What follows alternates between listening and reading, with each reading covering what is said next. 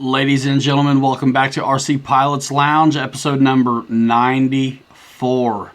What is going on? Make sure the sound is good and all that good stuff. And we'll get into it.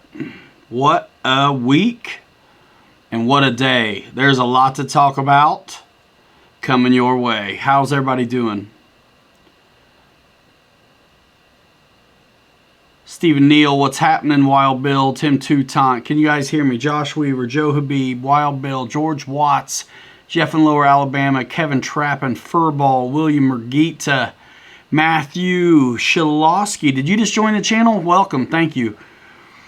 Dennis Farley, Tim, Spencer Keith, Keith Christie, Joe Calavita, George Watts, David C. It's going fast. Josh Weaver RC, Pay It Forward, David Martin Graff, Pellegrino, David C., Jay Burke, John Graham, Eddie K., John T., what's up? Charlie Stonex, Stephen Neal, Nate, Victor, David Snyder, Harry Thunderwhite, Jeff in Lower Alabama, Michael Honeychuck, Eddie K., Chuck G., Edward and Gloria, what's going on? Victor Shelby, JCB67, awesome. Charlie Marcioni, great. Mike SSI, Wild Bill, Mike Kennedy, Skyblazer RC. Mike Kennedy sponsoring the coffee tonight, and he has been for a while. The Pete's, it's pretty good, man. Pretty good, pretty good. Oh my word! Lionel Randall, Terry Farmer, Lon Luvar, Rabbit 0317. I still got to get back with you. I need some money, though, first. So I have somebody, Rabbit, doing a... David Marshall and I are doing a collab. He's got a YouTube channel as well, as you guys know. And we're going to really collaborate on a full Throttle Johnny upgrade Tamiya Carmen Gia build. So I might still do one... Rabbit, maybe I think I'll probably do, so we're going crazy, modifications, all this stuff. I think I might send one to you and go just bone stock, so I can really get a good contrast out of it. So fun little project.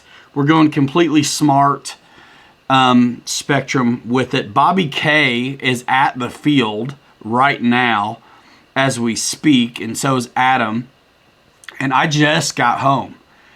So Nate, what's up? Thanks, man. So I want to let it, Adam C, what's up, man? So you guys, I got some good footage today. So worked on the house, worked on video. You guys saw the T33 video today that went out.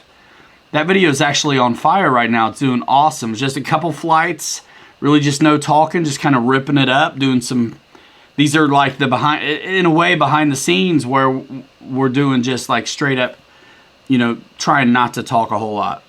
Those videos are fun. Yeah, Bobby K. I got to edit out what he says sometimes because we were having such a good time. We're a little bit speechless, and when we did talk, it wasn't. Sometimes it was a little bit. Listen, I'm family friendly too. I just don't sit here with a puppy dog, and you know what I mean. We're family friendly as well. We just are ugly. That's all. So I'll just tell you what's up. So got the Viper up today. That was really my main reason for going to the field. The night timber will go up in the night sky when I have a chance, but I had to come back here to do the show. The signal, it's not there to really stream from the place. But got a couple flights on this. We'll talk about that more specifically in a minute, and the video will probably come out tomorrow night. I doubt, there's no way I'm going to sit and edit this up after the show tonight. There's just no way. So probably tomorrow night I'll be putting that together. Check that out. It's a lot of fun. And I flew my E-flite A10 grass field ops for you guys. filmed Bobby K on the E-Flight P-51 Mustang, and then him and Adam C did a killer flight formation on the F-22s, filmed it, and then they flew formation again with the free-wing T-33 and the free-wing F-86, and guys, I don't think anybody out there in the world could get any closer and still both land. You'll have to wait and see that, guys, but it's amazing what you walk away from sometimes. I'll just say that. Dudes, it was just awesome. So I got a lot of good stuff today. A lot of good stuff. Yeah, GB. My phone died last night, man. I just got zapped out of there. Man, GB Linden, Don Gallagher, Air Marshal in the house, Sluggos RC. Oh my gosh. Let's see. Yeah, Wild Bill. That T-33 HSD is awesome. And then next week I'll put out Bobby's flights on the T-33. I was standing kind of way back, which we don't usually do. Just I wanted to try some new perspective. And since we weren't really worried about talking anyway, so there's more to come on the HSD T-33. You know, that video went out about 2 o'clock today, and it's already pushing like 1,300, 1,400 views. Like, you guys are all over that HSD T-33. Enjoy it. I think the thumbnail is hilarious because you get to really see how big that jet is. Yeah, Adam C.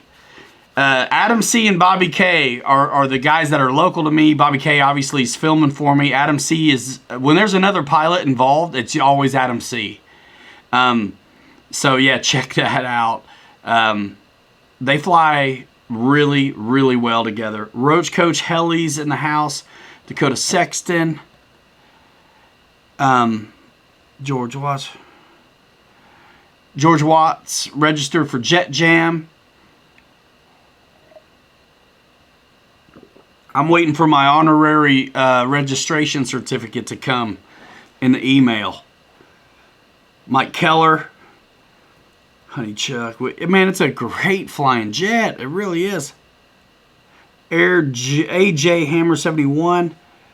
Keep the good work. Got my T-33 today. Awesome. Yeah, a lot of you guys were asking for my rates on the HSD T-33. So I worked. Actually, it's a screenshot of a text that Andy gave me that day.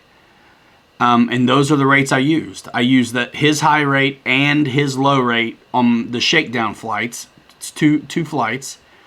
And then I was like, that high was more than I needed. So I ended up landing on his mid rates, his low rates. I did his flap setup by no elevator mix. I did his flaps by the numbers.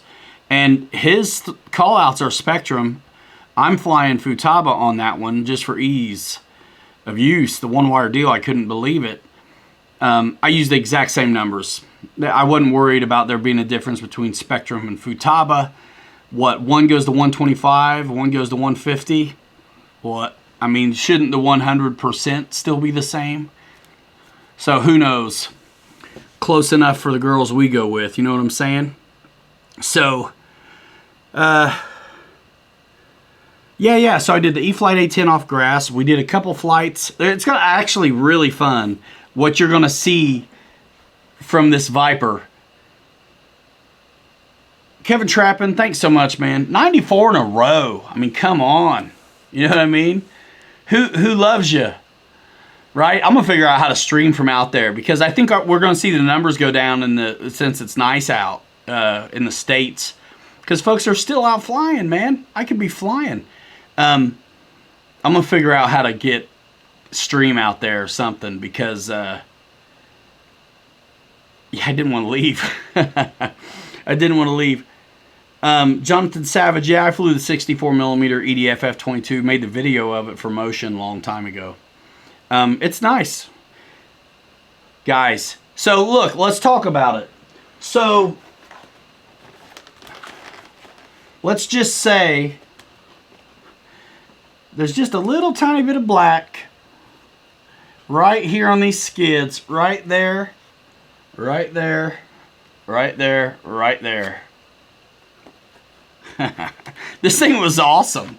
I think guys who are more advanced are going to maybe want to consider a rudder because this thing flies so good. It's just like, why can't I knife edge this thing? Well, you can't because there's not a rudder, but you could cut one in. There's a line right here. It'd be real easy to work it out. You might have to do some ugly things with your wires, but you know, that's what modeling's about. And I tell you, it's like this foam might as well be modeling clay. You can cut lines, you can embed wires, you can do whatever you want with this stuff if you're not afraid to just get after it. So I only had, well, our GB Linden, our field is that Geotex. So it's a petrol mat. So this is exactly where this is the battery I flew in at last. So this is an RC Jetworks 2200. And there's only one strap, right, for the battery. And so I went almost all the way back. XT60s, let me get my receiver out of the way. And you can kind of see what's left for space. I mean, you could... I only brought 2200s with me, so... But that's what's great about these sport jets. Now, I think it's really cool having the F-15 and the little F-16 64 millimeters, but it's very precise what battery you fit in it. So the sport jets like the Marlin and this Viper give you a little bit more wiggle room. I mean, I could go all the way up here with like a 1300, 1600 pack, and then I could even get a bigger battery in here and still go another 2.5 inches back to where the bulkhead where the servo is.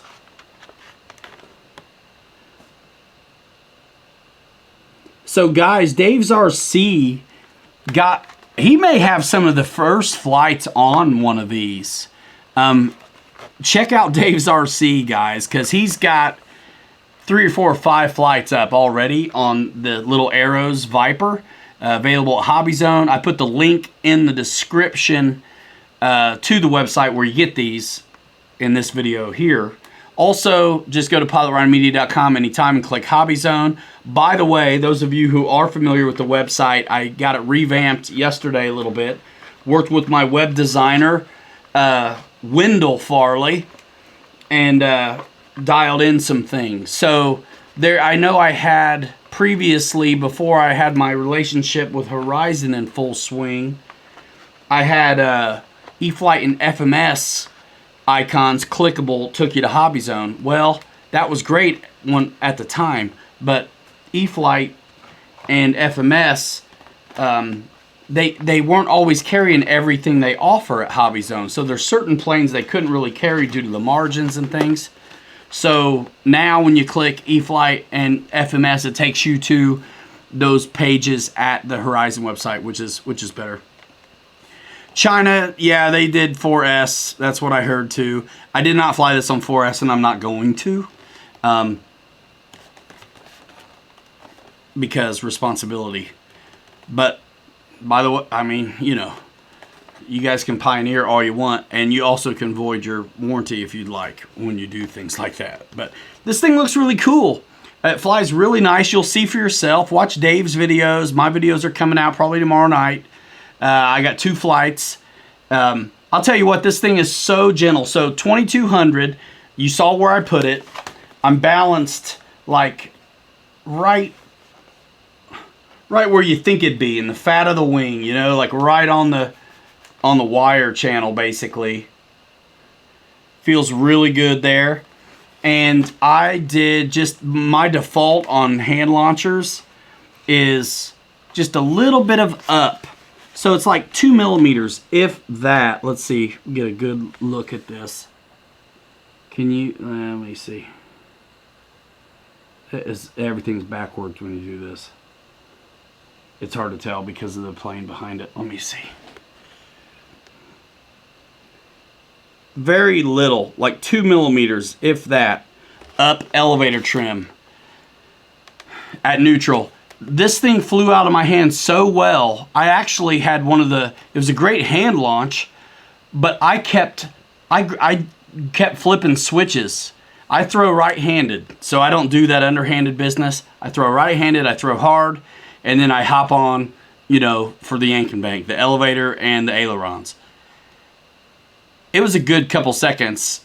I did not have the sticks at all on the first flight, but it was locked. It was perfect. No trim at all on the first flight. I actually did trim it on the second flight. Before I tossed it, I gave it 3 clicks of up just to buy myself some more time in case I dumb-thumbed it trying to grab the sticks again. Super cheap, and a lot of fun. And even though it doesn't have wheels, it'll touch and go. Just wait and see. By the way, the X-Max did not fly today. Too bad.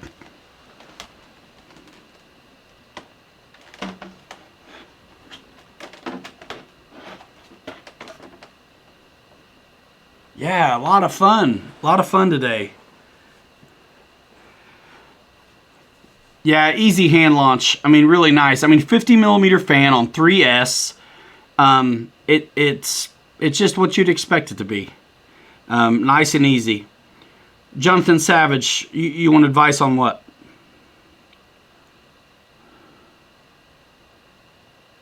Take her out to dinner. I mean, that's it. Take her out to dinner. As soon as you can get the restaurants open, take her out to dinner. Yeah, man.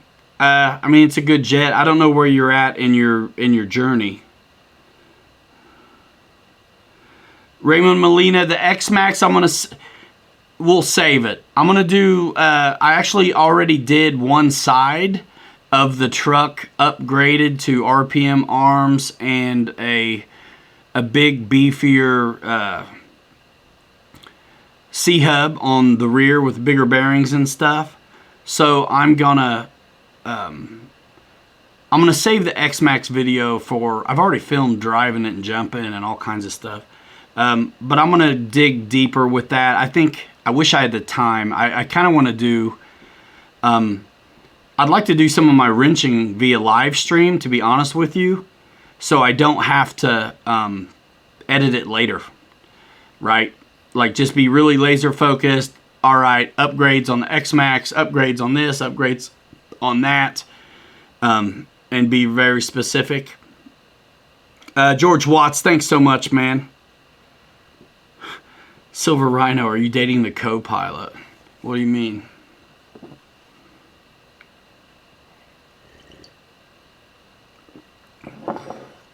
I did not, man. I was working all day on the house and on video and getting things done on the channel.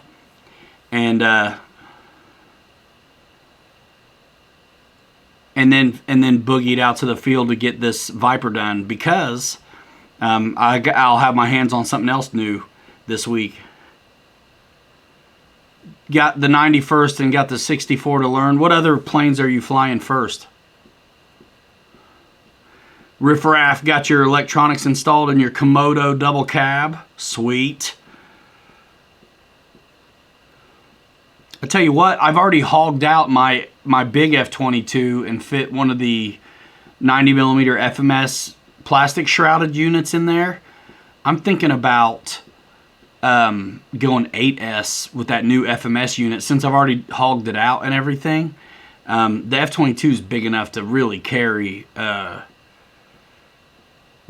load, you know what I mean, of an 8S setup. Silver Rhino, what are you talking about?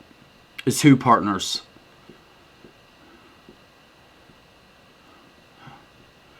Mickey BRC. No, you have no, what, you haven't flown prop planes either, Jonathan Savage? Here's the deal. You need a simulator, my friend. Get an RF9 simulator. Get a high wing prop plane. Get some practice. You got to get your orientation right. You're just, I mean, not to be, you'll probably put in one of those F-22s if you've not flown anything else ever yet. Definitely.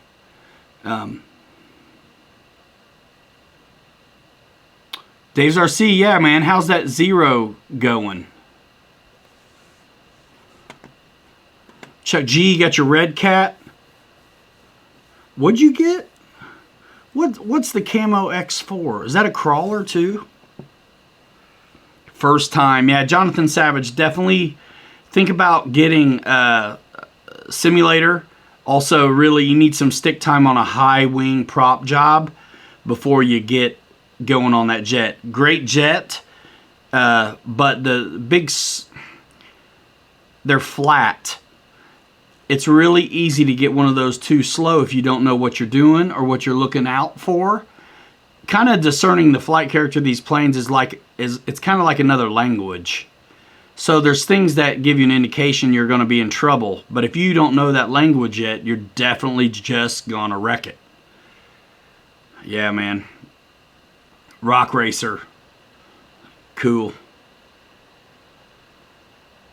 David C., absolutely. Just, it's easy. You know, you go to pilotryanmedia.com and click the Horizon Hobby branded icon, you know, their logo, and that'll take you to Horizon Hobby through my link, and it works. That's why I have that website, to make it easy. That way I'm not fishing for links during the show, and I can really just stay here with you guys in the chat and carry it. You're right, Matthew Shalosky, Ducted Fan. There is a bit of a spool up delay, so to say. Jonathan Savage, you come to the right place though, man. Yeah, there's no rudders on that F-22. On the little one, of course. Did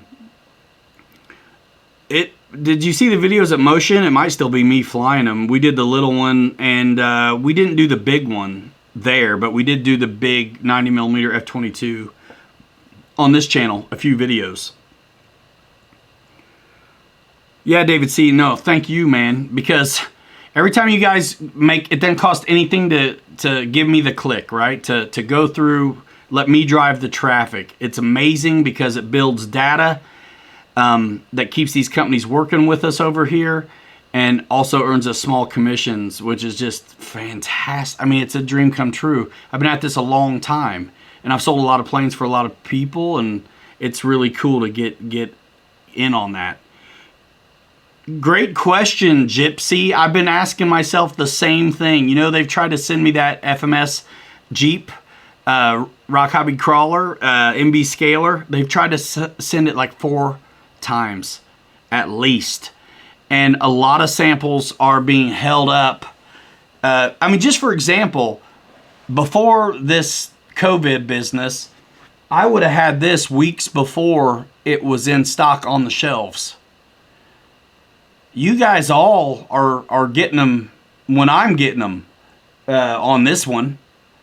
And maybe the same thing on the MiG-29. Whenever it drops, it may be we all getting them at the same time. So samples from China have been delayed. So either they're just now getting here and it's the same time as the regular shipment is, or my samples are coming from the regular shipments because they kept getting sent back to post of origin due to them being apparently non-essential. David C., thumbs up, man. Thanks so much. Joseph Youngblood, I appreciate you. Thanks for that, man. All you guys, thanks so much. I know there's a lot of you who actually 100% get it and are clicking through, and I appreciate that because, I mean, it does cost money to have the website. It does cost money to have the editing software. It does cost money to do this and that. So it's great. I mean, you're going to get it anyway, and you're coming over here to this community because it's a resource. People who are very knowledgeable and obsessed with this stuff, just like we are all up in this room every Saturday night and in the comment sections and on Facebook, Instagram, all that stuff. So it's a good gig, and thanks so much.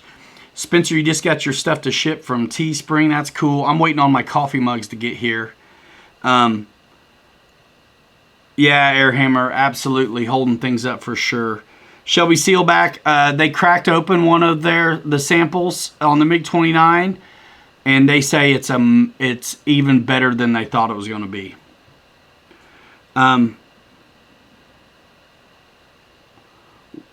Wild Bill, thanks. Have they come out with floats for the Husky? Man, I don't know. Honestly, the rumor is that like the mall or the timber floats might fit it, but I just don't know. Spencer Keith, what are you talking about, man? On my website, you just got to click the branded icon. Like if it's a picture of the Horizon Hobby logo, you just click it. That's it. It's super, super awesome, super easy. I have a guy that helps me, Wendell Farley. He's a next level smart guy on web design and systems. So he dials it in. He's got me hooked up where you click on those icons, it takes you right to those websites with my tag on you, and it's just perfect.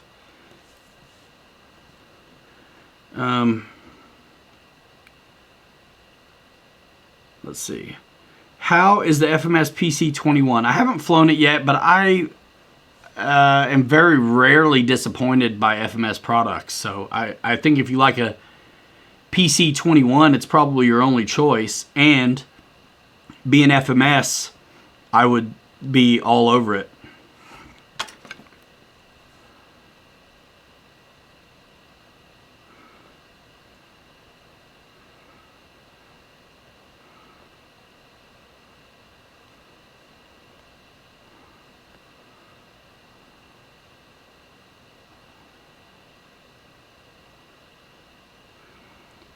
So, where it says the title of the video, I'm answering a question for Spencer. Where it says the title of the video, and then you go over there under the bottom right corner of the video itself, like after it says RC Pilots Lounge, great day. If you click that drop down arrow, the description will drop down, and that's where the links are. Otherwise, I mean, if you Google Pilot Ryan Media, I'm the first thing on Google because there's not another one. Somebody drop a pilotryanmedia.com logo link in the chat for me, will you? This is why I have the website, because I would end up I mean, no problem, Spencer. I mean, for sure. Like, I appreciate it, but I want to keep it flowing. So, that's exactly why I have that website, because it's just pilotryanmedia.com. It's easy. It's easy. It's all in one spot. No worries, Spencer, man. I'll take care of you. Getting floats for my Timber X soon so can take it out to the lake. Nice. And it's the same floats for the regular Timber. Spencer Keith, thank you for the super chat. I'm going to help a little, says Jonathan Savage. What do you mean? Awesome, Chuck G, David Snyder, thanks for that. Man, I flew multiplex a long time ago, Xenomorph. I had the Easy Star. Yeah. Jeff and Bama is on it, says Josh Weaver. Dave's RC. Man, I'm proud of you, man. Copy and pasting links. Welcome to the 20th century. Dave's RC is our buddy. We love him. And he's so close to 1,000 subs, he can't even see straight. I mean, the dude is close. You guys, listen. If you haven't checked out Dave's RC, do it one of these. Do it. Just do it. If you like what you see, you know what to do.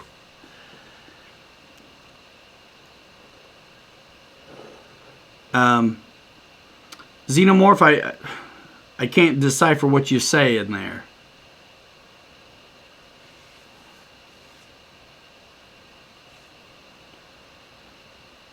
From what I could gather, the multiplex was kind of expensive, and they were always available at places I wasn't shopping. Can you be easy with it? What, an Easy Star? What are you talking about, man? That's what she said, Dave's RC. Yeah, man, I didn't get to see... I saw that he put out a video, but I didn't get to see it. But I did talk to him on the phone. Great video, Dave's RC on the Viper yesterday. Had to order one last night through Ryan Media, of course. Thanks, John Parks. Hashtag sub to Dave. Or I've already subbed today. Subbed to Dave. Hashtag me too. Thinking about the Beaver on float, says Jack Miller. It's awesome on floats. I haven't flown the red and white one on floats, but I flew the original one on floats when I was working at MRC, and that was a video we were using to sell that product when they still carried FMS. Check out Jeff's Custom RC.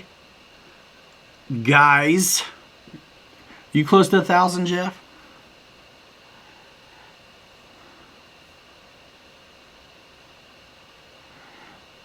Yeah, I believe you do, RC Man 77. I'm not for certain, but I do believe you do. The question is, do you have to use a smart LiPo for the telemetry to work on the Timber X Night Edition? I do believe you do. I only flew it with smart pack, so I didn't even try it the other way. RC Air Marshal says, hashtag sub to all the Daves. George made a Timber X for a fellow pilot today. Airhammer RC, I agree the Timber X is the best timber. It really is super versatile because it'll do stole. Somebody corrected me today in the comments. Like, seriously. You know what I mean if I say stall, right? It's not a stall plane. There's no STALL plane out there on the market that would bill itself that way. Anyway. Ryan, don't you think we need an E-Flight F-86? I think it'd be awesome. I mean, almost everything they touch turns to gold. You know what I mean? Jermaine Spencer in the house. You just get here, man? Victor Shameless, only 300, he says. Where's Farmer Man? He was like touting the giveaway at 300 and then changed his mind. They have a name for that that's not PC anymore, but... Sean Fiol loves the Arrows Viper. You got one? Have you flown it yet? What's that extra yellow wire for coming off of the... Thanks, Dave's RC. Coming off of the... You know, the throttle lead. Stuck in the ads. Mockus RC and Channel Review says... Hey, those ads... I'm about to retire off those ads, dude. I'm just kidding. Oh, my word. What a day out there. What an awesome day. Days RC, I would, but the shipping... Whoa, where'd it go? Tommy Skick. Evening to all the great rats out there. Just finished building... number 167 for the hangar, that big old LX Super B25. Nice. Gypsy Salami, 100%. Nailed it. No, I'm not going to say it. Yeah, I actually talked to the owner today when I was at the field, and I asked him, what's up with that extra wire? And he's going to find out for me because he didn't know either. Charlie Stonex, what is up? Good to see you. Kevin Farrow's loving the T33 vids. Hard. I got 2 more coming from Bobby K next week. And I did Maiden the Motion T33 that day as well. I'll put it out when I get to it. Keurig Fun, Chuck G. Salud. Thank you. Michael Sherman, let me pump the brakes on that question because it's a good one. That doesn't mean I know the answer, though. Michael Sherman has a great question. On the big timber and when loading the battery from the bottom, when you initiate the AS3X at level, it doesn't initialize until the thing is sat still. So, I mean, I loaded the battery, plugged it in upside down, tucked my stuff away, put the lid on it, and then flipped it over and waited for everything to initialize. Now, I don't know if that's the right thing to do, but that's what I did. I think if you were worried about those things, you would have the leads, you'd have the bird up on its wheels, have the leads hanging out, plug it in, wait for it to initialize, all that stuff, and then tuck it away, put your lid on, and go that way. So I think if you're playing Ever Acts Weird, then probably do something different like that. But for me, it was working the way I was doing it. I don't know, again, if that's right or wrong. But I did do the reverse. So when we take it out for the night ops, I'll make sure I show you guys the reverse. Cool, Spencer. What'd you get, man?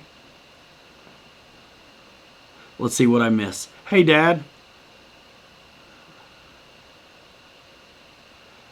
Let's see. Dennis Farley. Not quite.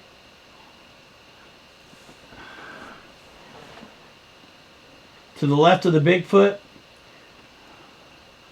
with all the black on it, that's the Husky.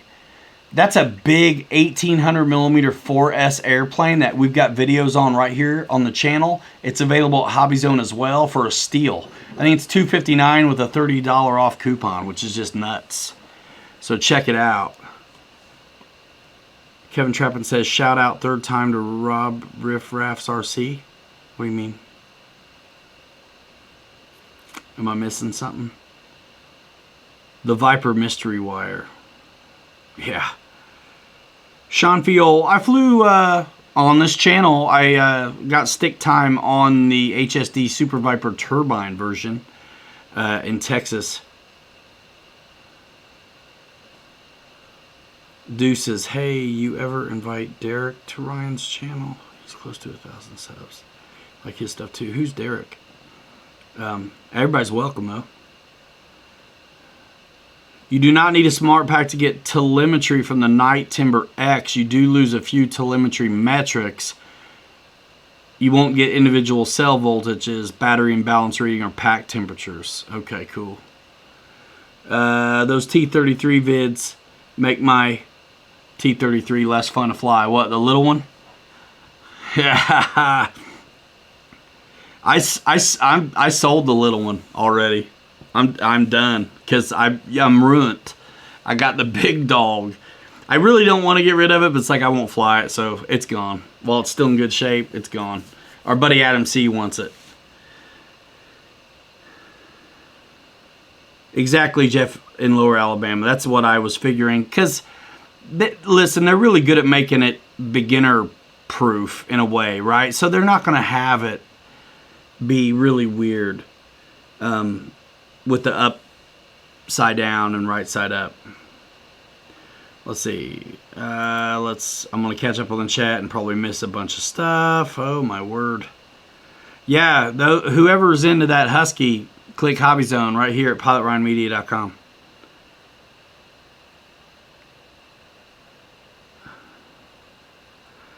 Eric RC, I can't click the link to verify that, but I don't know if that's true or not. But don't get it from them. Get it from me. But cheaper. Huh.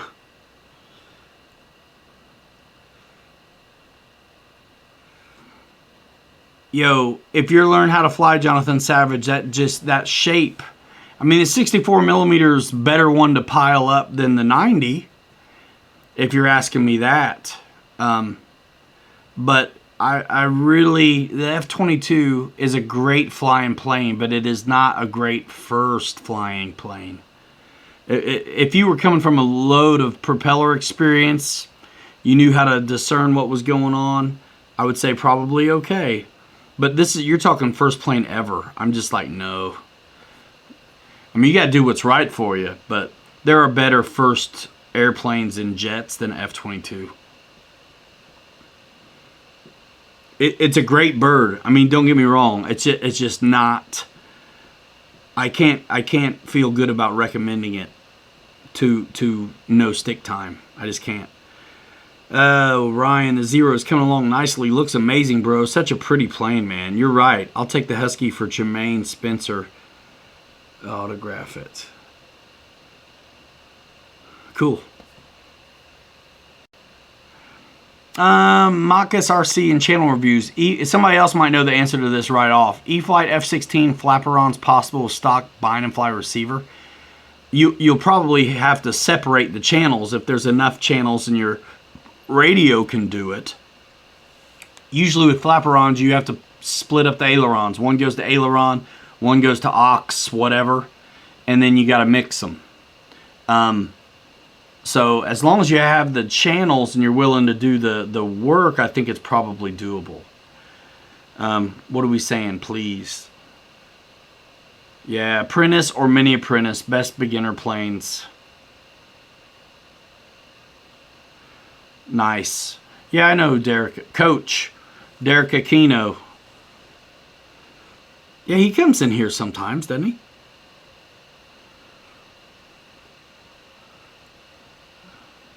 Yeah, prop high wing first. I mean, he's asking for. It's almost like he's asking for permission to keep going with F-22. If you're asking me, I'd say no.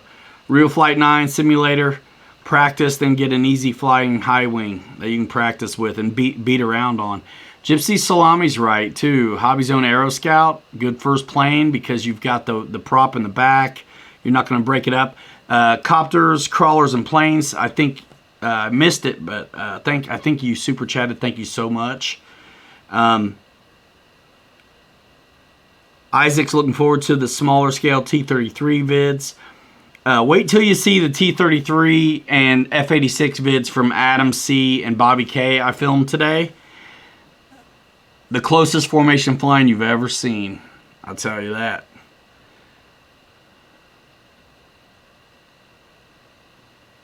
Oh. Days RC, we'll have to talk about that. I don't think I want to get rid of it, man. Don Gallagher, 100%. I mean, look, as soon as I got the first couple flights done on the big T-33, I calmed down right away. I mean, if you watch the video I put out today, you can probably tell we calmed down a little bit. Started really ripping it around, you know.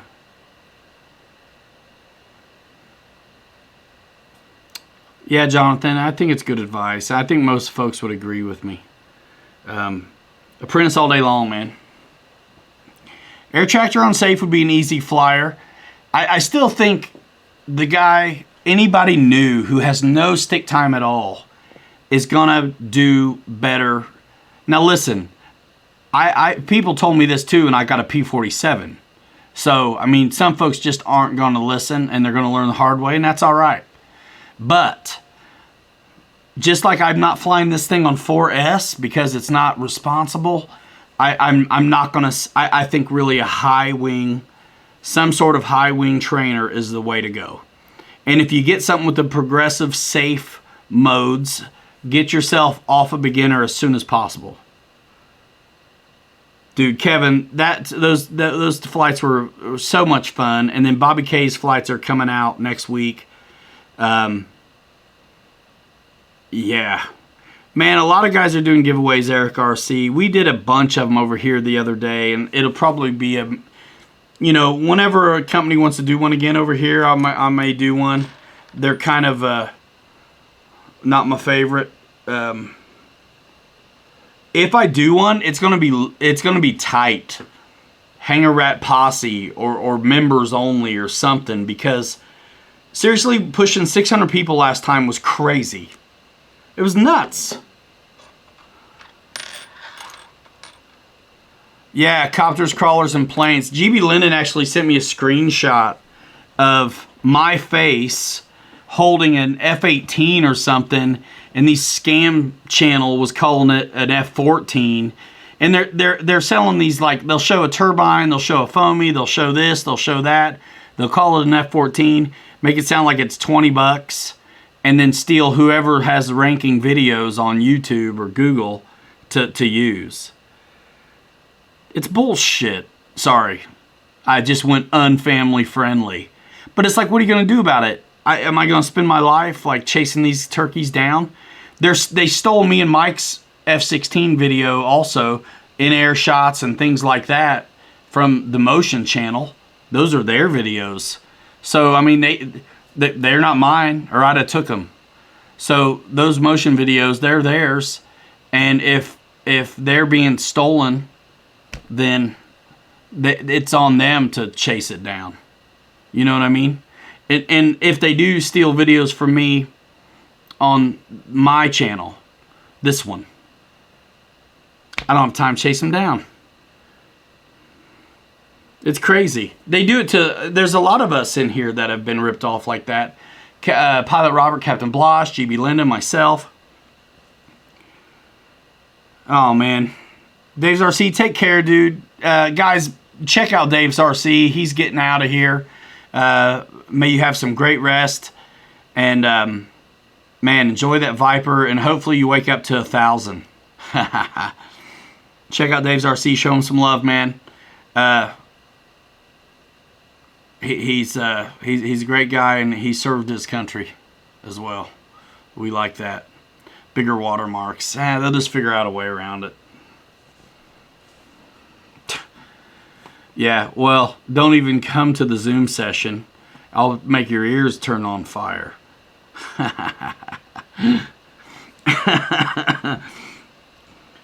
Yeah, Jeff. I mean, they just... listen. They'll just find another way. I mean, you shut down one of these fake, bogus, scammy accounts. They're just going to change the name and do it again. I mean, you're going to really spend all your time with that. Captain Tracy, new member, I believe. Thanks so much. We're going to do a little shout out to members here at 10 o'clock. The captains. Captains. Trollers Wild. Joe Pill. Everybody says good night to Dave's RC. Cool.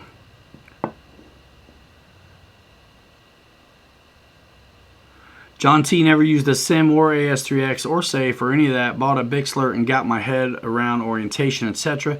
Then went to a Park Zone Trojan.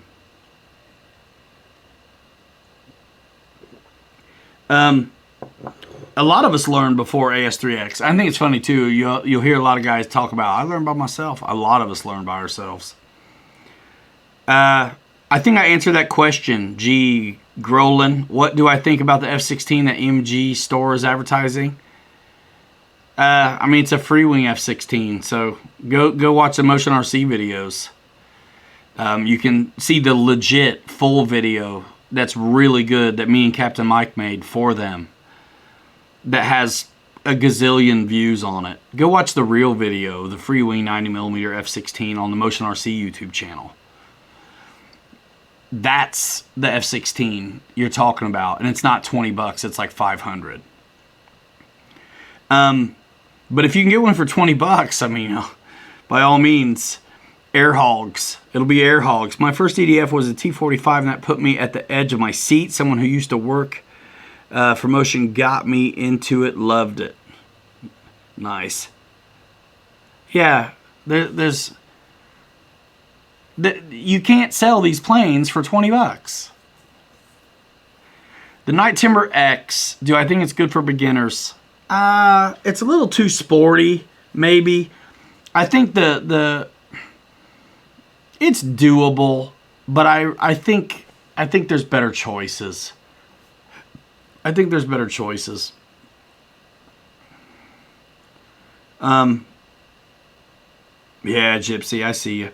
I don't, man, none of us see Captain Mike. He didn't come out to the field and fly anymore. Learn by yourself on F-22. Whew. Hey, not to say it can't be done. It's just if you're asking for advice, it's not good advice. Aviation and Fun. No, I don't have any affiliate links for Motion. So the way it works with them, and I still sell a ton of stuff for them. People ask me questions, I always give them the right answer. And my videos are still doing what they do. So, you know, yeah, you just do what you do over there. Leave a note in the comments. Tell them who sent you, kind of stuff. That's the way to go. Rhino, I have done soldering. It's one of my least favorite things, but I've done it. And I do it okay. You know, tin the wires and that kind of thing. First, use flux, all the right stuff. I actually soldered, and I know there's an L in it, but I'm not saying it with an L, people. I soldered EC5s onto this Traxxas because it comes with its own unique situation. And I've soldered lots of things. Michael Honeychuck is torn. Do you want to relax or you want to like really pucker a little bit more?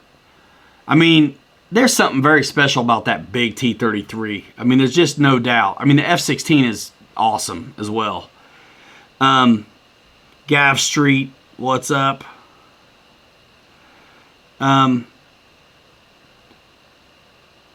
Jonathan Savage, are you still asking me? I think you're still asking me the same question, bro. Right? Are you still asking me if the F-22 is a good first plane? It's not, man. I mean, isn't that what you're asking me still?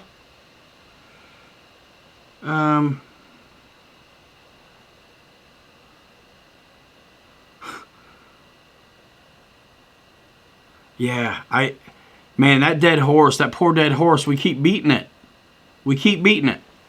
High wing, Broseph. High wing.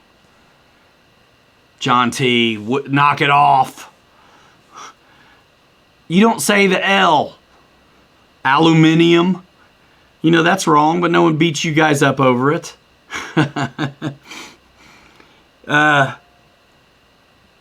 Yeah. I beat that dead horse, man. I'm done on the F-22 as a beginner plane. I'm done. Mike Keller, are you serious?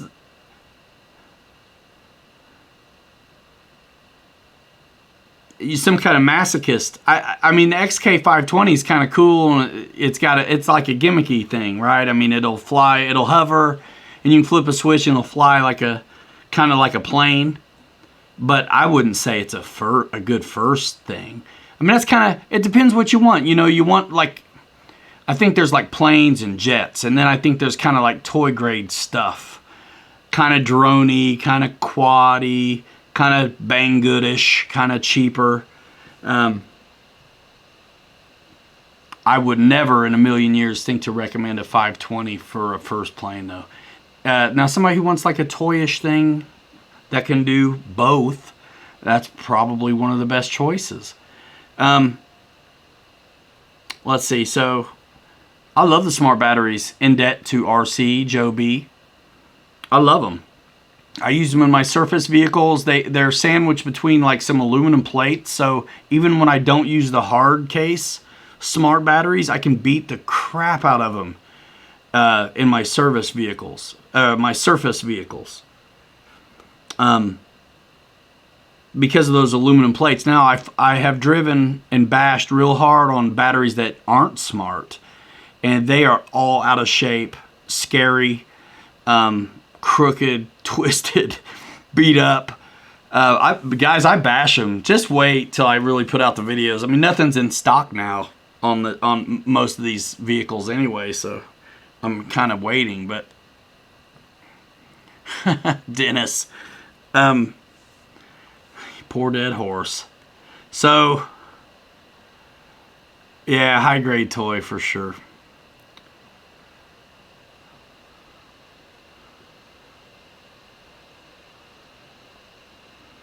Furball. Anyway, yeah,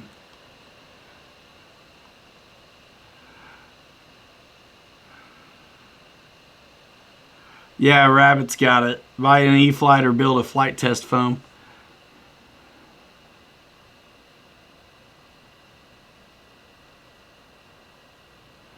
Aviation and fun, yeah. Hard case then, bashing car. Yeah, I know it, but the smart packs have that aluminum sandwich in them, which is just crazy. I mean, look, I have bashed, like I say, the soft packs and the smart packs, and the smart packs are straight as an arrow still. Everything is really nice, you know, all that.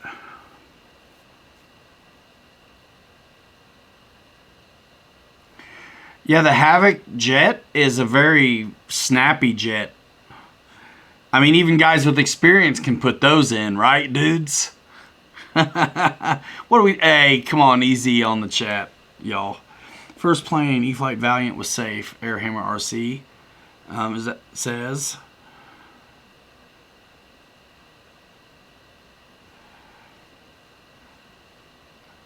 Man, I get it. You got the 64 millimeter to practice up for the 90 millimeter 8S, but you have no stick time. So it's a no-go from everybody in the room. Not yet. It's too soon. Jeff in Lower Alabama, GoPro 7, waiting for it in the mail. I wonder if it's on the porch, actually.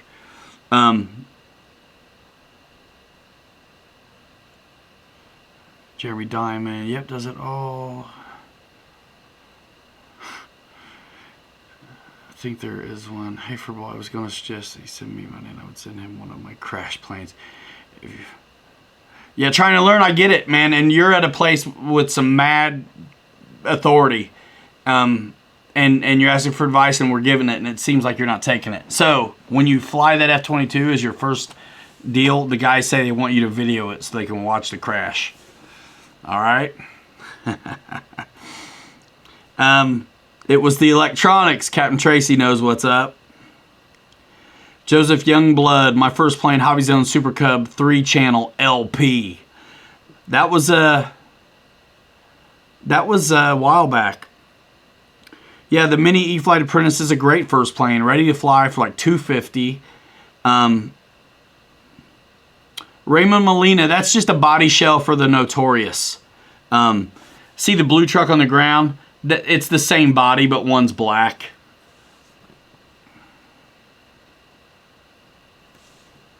Wait a minute. There's hard case stuff for surface. I got quite a few reaction batteries for my Bashers, Creighton, and Proline drag car. Nice.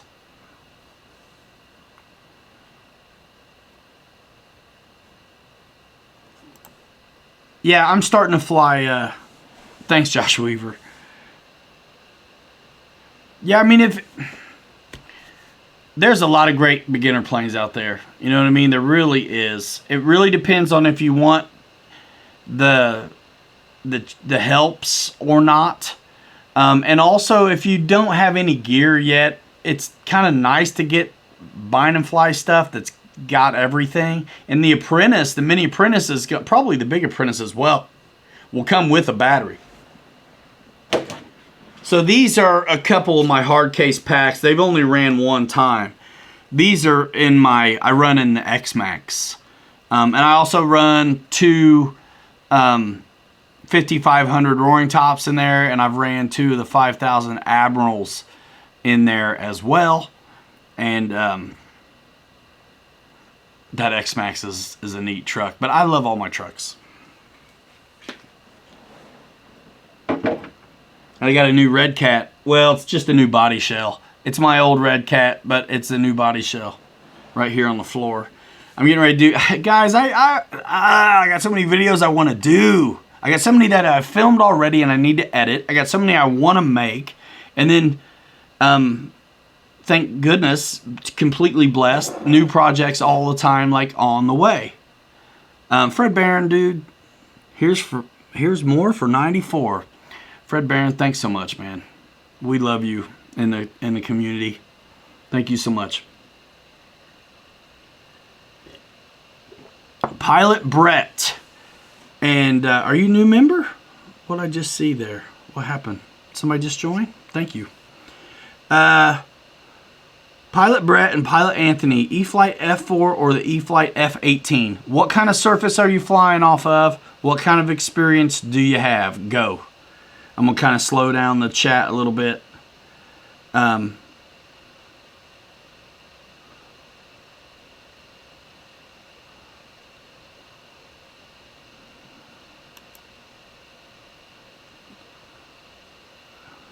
Let's see.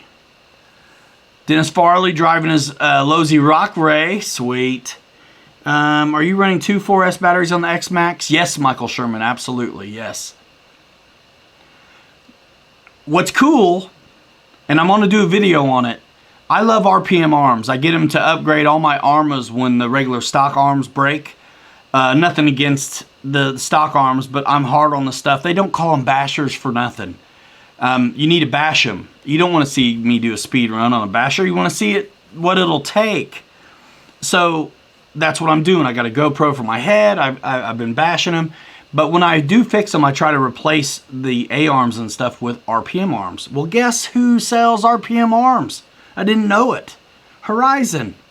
So I got my Traxxas A-arms for this X-Max from Horizon. What's beautiful about that pavement. And I fly the Viper right now, but it's too easy for me. F4, then F18. Unless you just want to jump to like more pucker right away, the F4 is really easy. It really is easy, and it's low landing gear. It's just the F4 is easy. Watch my videos on that E-flite F4 on this channel, because I did a video where I showed an up elevator mix with the flaps that really help it out, because at the time, and maybe still not, the book did not call for that. I had seen an up elevator mix with flaps, and having experience with the Freewing F4, my videos are still up at MRC. Why wouldn't another one also take an up mix? The one at Motion takes a tremendous amount of up mix, so why wouldn't the little one? So check out the videos on this channel, the E-flite F4.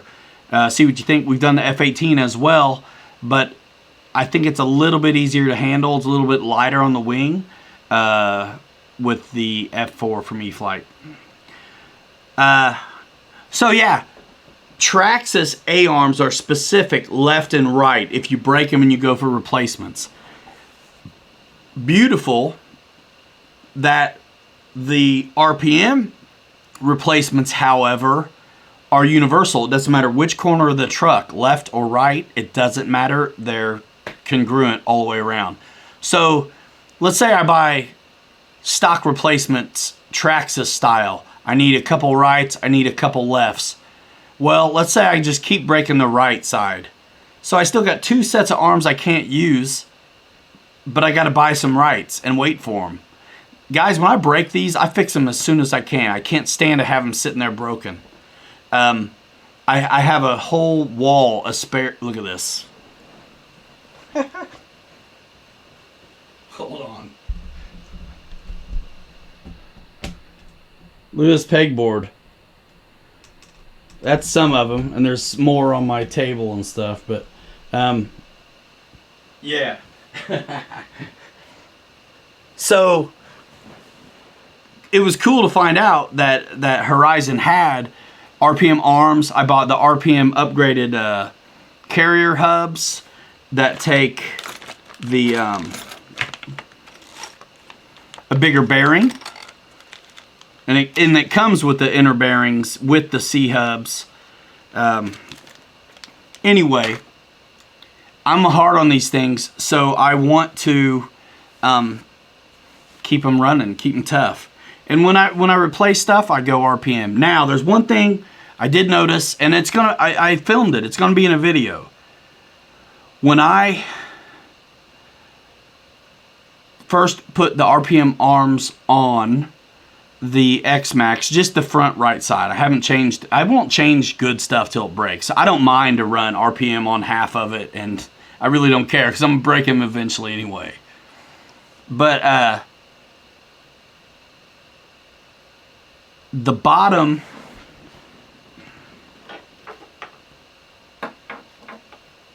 this is just for example, but so here's the stock rear like C hub kind of thing, right? Axle goes through there, all that, and then the A arm connects on the bottom, and there's one on the top too. Well, there's a pin through this one and the A arm here on the bottom, and when I was landing from big jumps or landing with the wheels still spinning from big jumps, it would stretch the RPM arm out a little bit, and the pin would come out, the hinge pin. So what I did, I had already bought them ahead of time. I've got these RPM hinge pins that are threaded, you know, nylon lock nuts. And so that's what I put on, and it quit. Gypsy Salami, dude, right here, man. RPM, I got them. And I got the part numbers and stuff like that. So it's on my list of things to do. I already did film changing out the RPM arms on the front, and I'm gonna do the other side, and then also the C hub. This thing is heavy, dudes.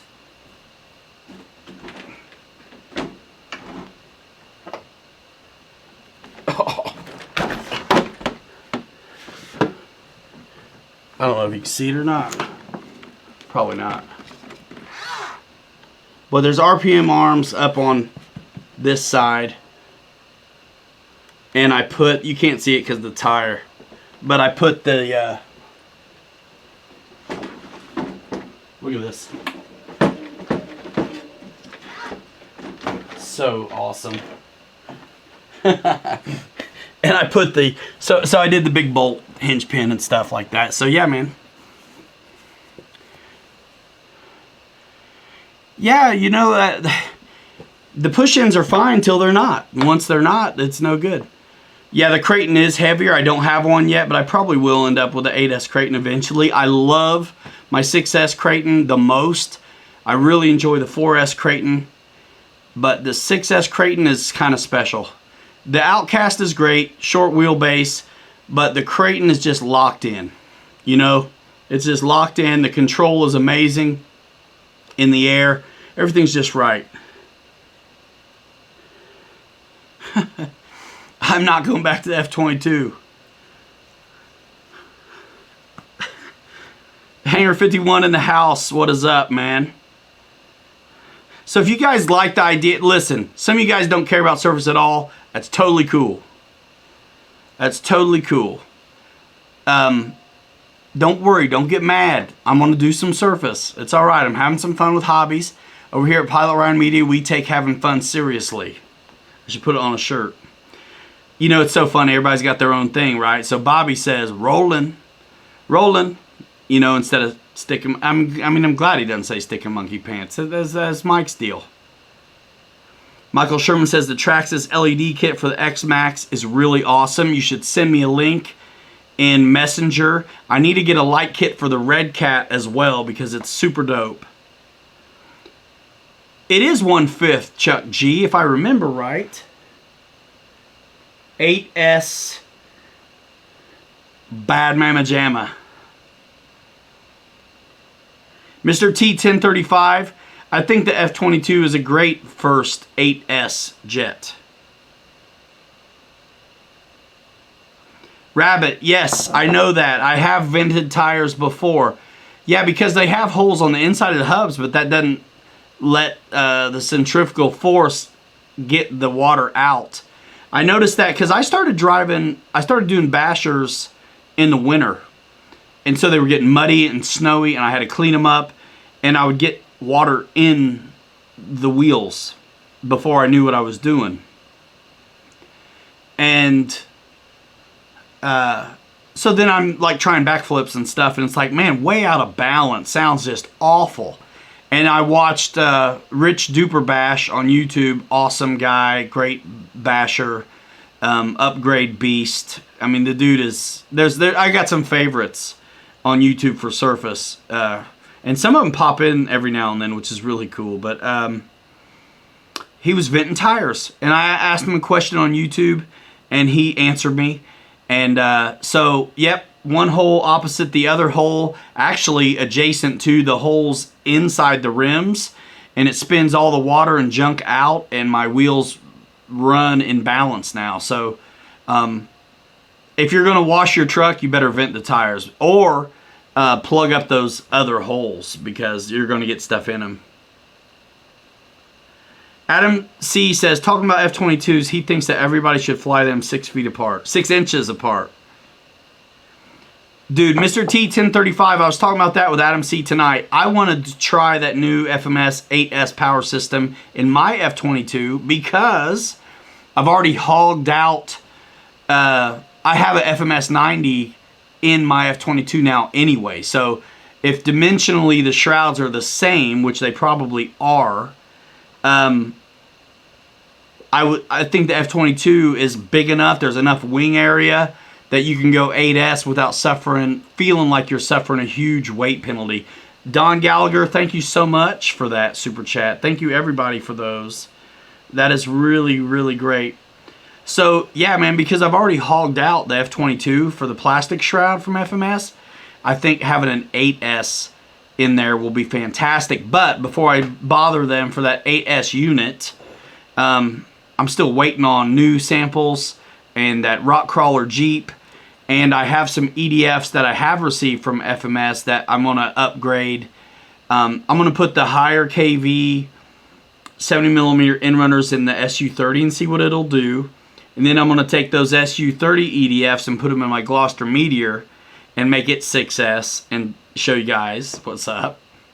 And then I got an 80mm FMS hop-up system that will probably go in my BAE Hawk from FMS. Josh Weaver, what do you want to know about the 6S Creighton, Broseph? I think that thing's like $550. The 6S Creighton is just killer. And I've gotten to where I can program those ESCs and set the brakes the way I want them. And because I'm driving on a Spectrum 5C, I really feel like I get right here, right now control.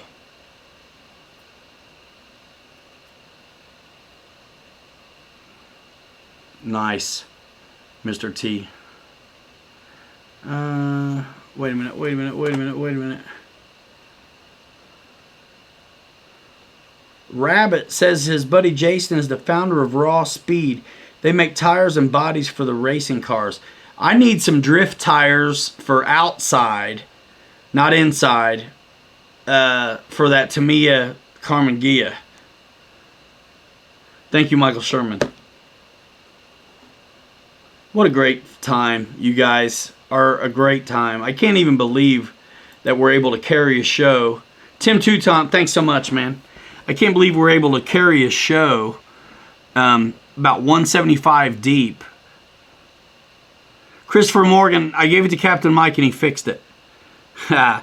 What is your opinion on batteries? Would you go smart batteries or what brand do you like? Family friendly. Eric RC, if you have a D, how do you set the flag?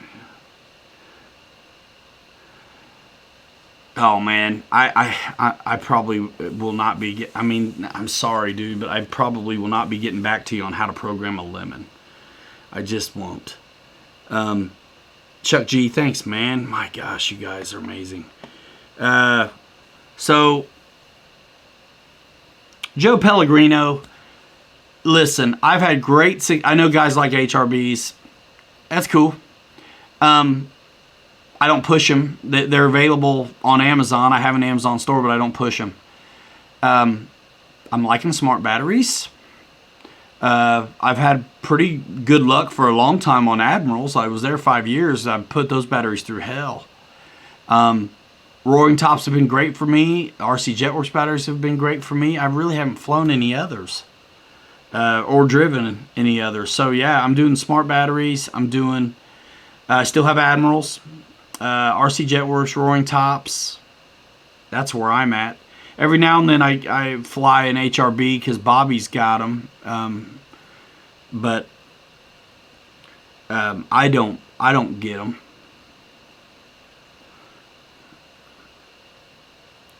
I don't think I would care as much if I wasn't putting them in jets. You know what I mean? I know guys are flying them in jets and stuff, and that's cool. Yeah, don't buy a $20 airplane from an outfit you've never heard of. Especially if you know they're ripping off YouTube channels to build their content. Isaac Padilla, welcome to the memberships. Welcome to the crew. That reminds me. Couldn't get flaps to work on Bigfoot. Yeah, something about the flaps channel on the Lemons is weird. I can't get with advice on non-proprietary receivers. I'm sorry. It just hadn't worked out for me. Spectrum radio, Spectrum receiver. Futaba radio, Futaba receiver. Sean Forster, 30C, 50C, 60C, 100C. It's hard for most people to tell the difference. If the plane or the jet calls for a higher C than 30, then probably take that advice. But there are loads of people flying jets on 30C. I'm flying on whatever they send me. I flew the A10 today, and I think that 4000 is a 30 or 50C. So, you know, as long as you don't go past your time, you should be good to go. You should be good to go. So yeah, thanks for joining the channel, Isaac. Make sure you turn on your notifications, guys. I tell you, I do put up exclusive content for tiers that are in on that, and then community posts for everybody. And there's like over 50 members now, which is amazing. But there's only like 14 or 15 views on those exclusive videos, and sometimes with the community posts that are, you know, members only.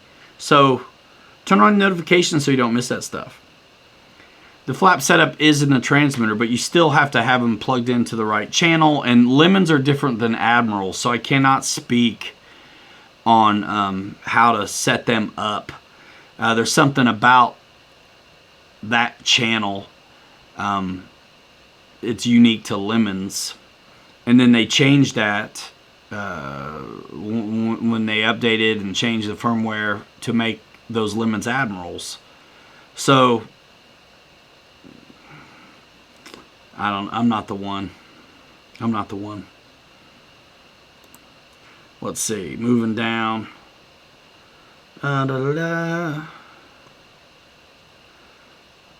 Sent 10 pictures.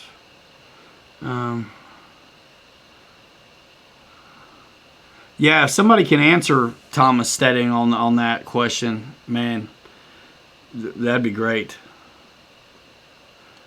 Let's see. Eric, you tried using Fiverr for what?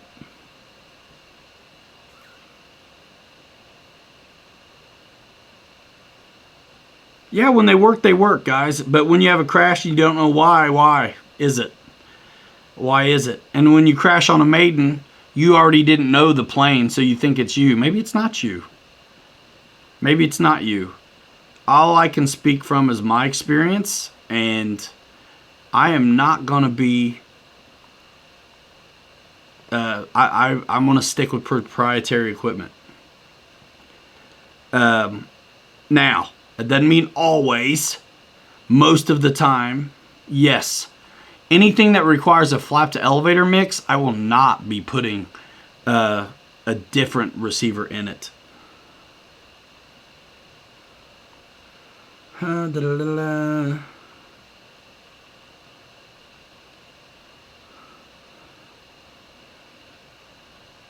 Michael Honeychuck likes Pulse. Yeah, those are good batteries. There's a lot of team pilots and sponsored guys that seem to use those, and I think heli guys like them. Sometimes a flap servo needs to be reversed. That can be. Do it get repetitive if I only make video with the timber? You got to make video. Listen, there's some people just make videos because they want to make videos and document their flights, and share them, you know. Some people keep filming the same thing forever. It's okay. Oh, Marty Cruz, you gotta be kidding me. Bless your heart, man. That's rough. Well, thanks for coming over and enjoy the room. My grandparents raised me. My grandmother passed when I was 20.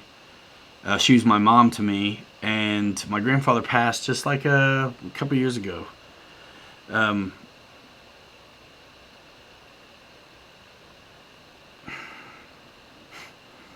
never goes away, man. It never goes away. It never goes away. But hang in there, man, because it's good stuff, right? I mean, the memories, they made you who you are, all that good stuff, man. That's how you honor them. That's how you remember them. You default to what would they do in situations, and that's how you keep the legacy going, you know? That's how you love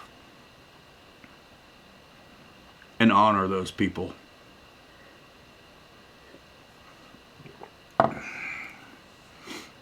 Yep, moms are special. Whew. Sorry for you. That's a big deal. Stay close to folks around you. Stay busy. You know what I mean? Some people are more fragile than others. Like, I'm fragile. Like, if I wasn't in the Navy, when that happened to me, I'd have probably been in big trouble, because I'm a big open nerve of reaction in my life, and I would have like totally went nuts. Not like crazy nuts, but like bad boy nuts. You know what I mean? So I was so busy and underway, like I couldn't. I still found trouble anyway, but not as bad as it could have been. You know what I mean? Dad, for real, right? For real. So yeah, my grandparents that raised me, that's Dad's folks in here, Joseph. So like he get like, it's so weird, right? Like we're raised by the same folks, kind of, you know. But I had it different because I had him too. So like kind of older conservative, like really together, and then so together, and then you know, young and getting things figured out. You know what I mean? So I kind of saw it both ways. Marty, you're totally welcome, man. I'm glad you're here, and yeah, stay busy, bro. Stay busy. Ted Collins, Don Gallagher. Yeah, Eric, cherish that, because not everybody makes it that far, you know.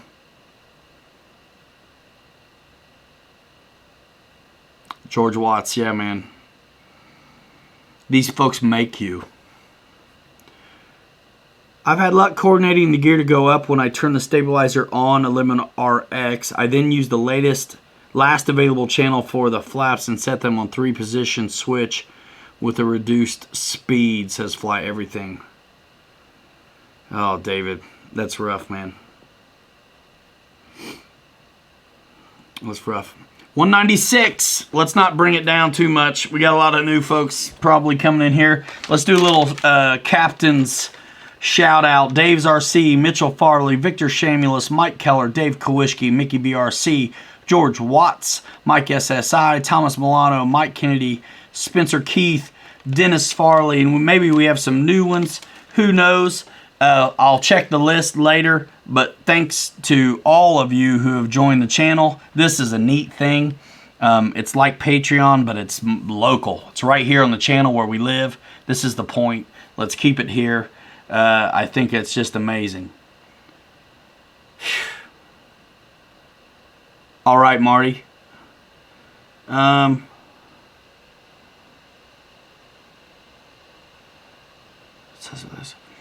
Yeah, Raymond Molina, man. I've done a couple conversions from like what would be a gas. AZ Desert Jets. What's up?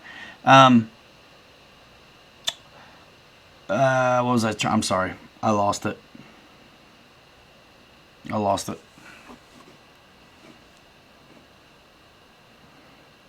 David Snyder says he's waiting for his captain bars. Hey, man, make it happen.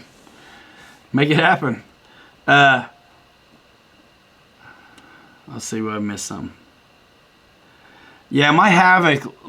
So when that happened, I gave it to Captain Mike. He fixed it, and then he killed it as well. So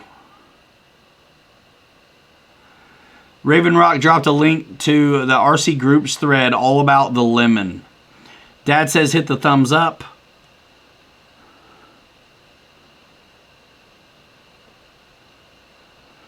Fly Everything likes Twisted Hobbies foamies.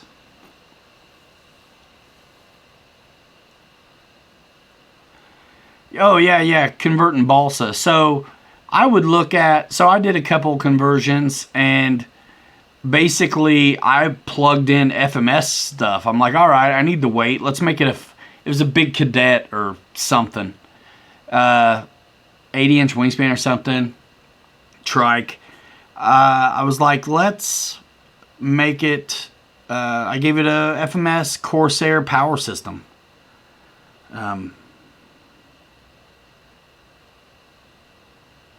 Yeah, man, Gypsy's cool. What's going on? Gypsy's cool. He's got that wry kind of humor sometimes, but we're on the level. It's all right. I'll give Gypsy a wrench so nobody can kick him out but me. How about that? That's the thing about the wrenches, y'all. I can't take them away now because it'd be a crazy situation. But everything else on the web, there's just like no moderators at all, just a few. Isaac, man, you're awesome. Thanks for that. You're awesome. Yeah, you guys turn on notifications because, dude, we do a ton of new stuff over here. Ton of new stuff. I can't wait for y'all to see the Viper videos. Those were fun today. And I'm telling you, the formation videos from Bobby and Adam, you've never seen guys fly closer. Read between the lines on that one. Read between the lines on that.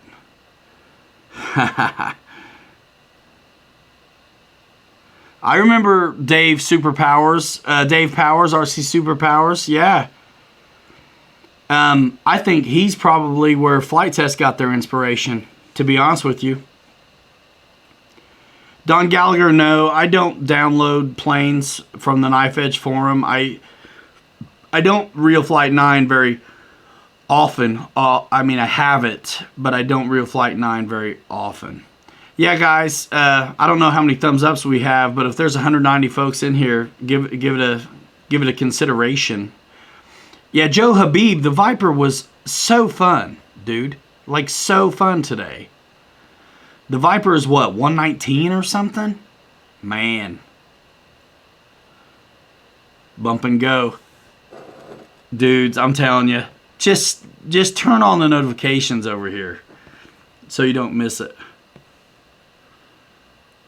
And also, check out the channel. Like, if you're on YouTube and you don't know what to watch, go look back in older stuff. A lot of times guys ask questions about things. It's like, man, I flew it. Check it out. We did it. Check it out.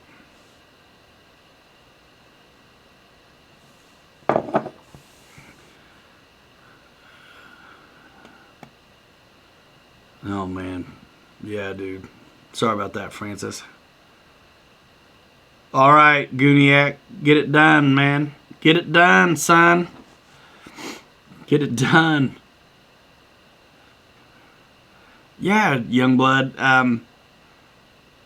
I tell you what, I think we want to put a rudder on it. I'm excited for you guys to see the Grassfield Ops video on the A10.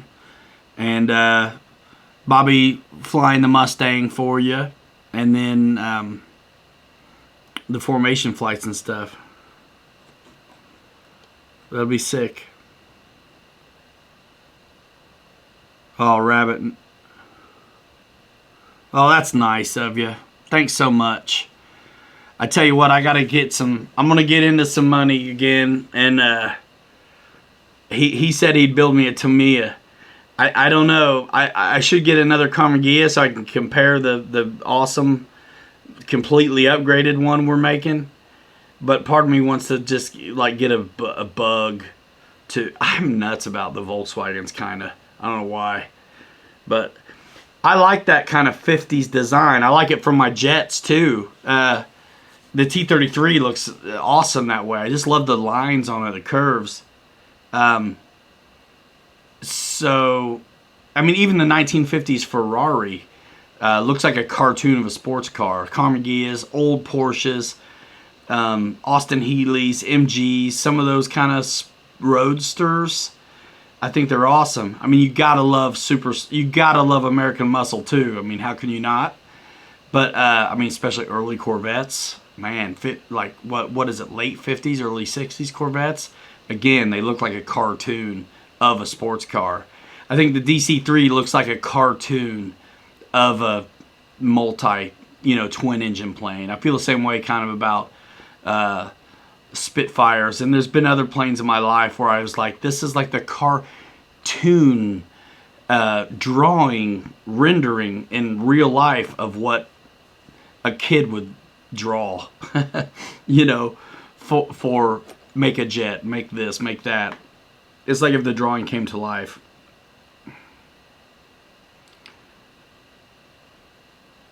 Okay, Rabbit's wife, we'll definitely work it out. If it's Jessica Rabbit, I'm coming over there in person. fly everything. That the A10 nose breaks at the wing root very easily if you cartwheel the landing. Yeah, I think everything breaks if you do that. Gypsy, let me give you a wrench so you don't go anywhere. Let's see. All right. Let's see. Let me slow it down. Eddie K, when is your Model Aviation article going to hit? He asks. It's for the June issue. So whenever that's the next one. So whenever that comes out, we just got May, right? I think that's what it was. So it's going to be in the June issue. It's going to be the E-Flight P-51 Mustang. Cool. Let's see. Oh my gosh. I got a 67 Camaro on a high-tech 2.0 all-wheel drive chassis with a Castle system on it. Thing will hook and slide all day. Nice. Do you know the 60s Avanti car? I don't. But I love Vespas too. Anything that's kind of got that round. The Vespa, which is Italian for wasp, is a scooter from way back that was designed by an aeronautical engineer, and it looks like it. I have always thought that was cool, and it's on my list. You know what I mean? It's a long list, but it's on there. Yeah, red. Sidecar would be cool too. Let's see. Pinto. Yeah, just don't rear end it, right? Isn't that the deal on those? Let's see. I haven't flown the Mamba 10, but people seem to like it. I do like Art Deco George Watts. I absolutely do. Lambretta. Yeah, that's it. Now, the Lambretta is a beast, but I like the looks of the Vespas better. But it's cool to say Lambretta. A little bigger. The Vespas are like a secret weapon, though. I mean, what? Some of them are like 150cc. You look at it and you're thinking it's a scooter, but it's like 150cc. And weren't they like 2-cycle or something? 2-stroke? What is it? Yeah.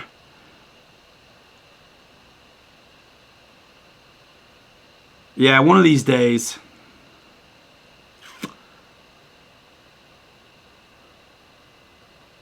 Carmen Gia? Yeah, dude. Opel GT. I had a buddy had one of those. That was fun.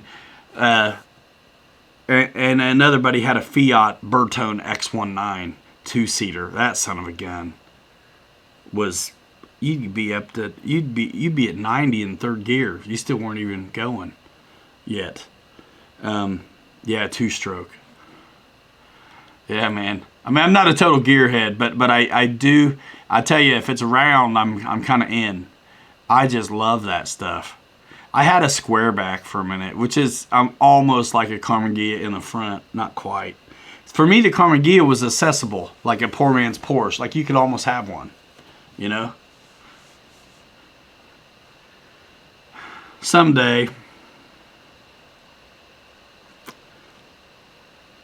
But for now, I'm going to do the toys, the models. You know what's funny too? I mean, look, how many of us have been into so many different things? There was a time, I think it was before I really found skateboarding and punk rock and like girls or something, where I was buying a bunch of monster truck magazines. Yeah. So I think back to those times too. Every time I'm messing with these trucks and playing with them. It's cool.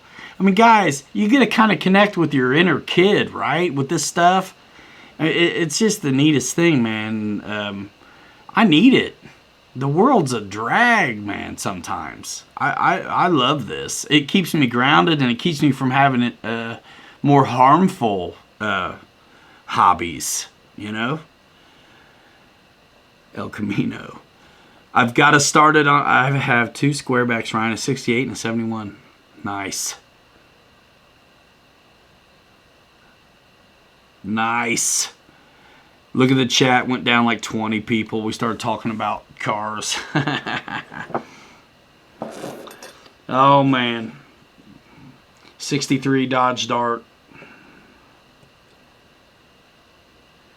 Man, I saw... Actually, I took a picture of it. I saw a Austin Healey at the shop where we take our vans to get fixed the other day.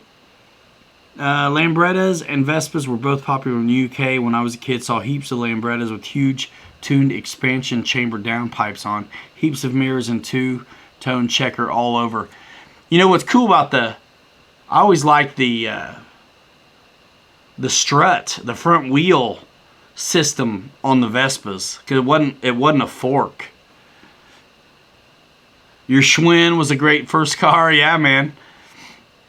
My first bike was a Schwinn Mini Stingray, but it had been converted to regular old coaster brake. It didn't have the 5-speed shifter, and the banana seat was gone. We put a regular seat on it, lost the fenders, lost the the Paragon slick.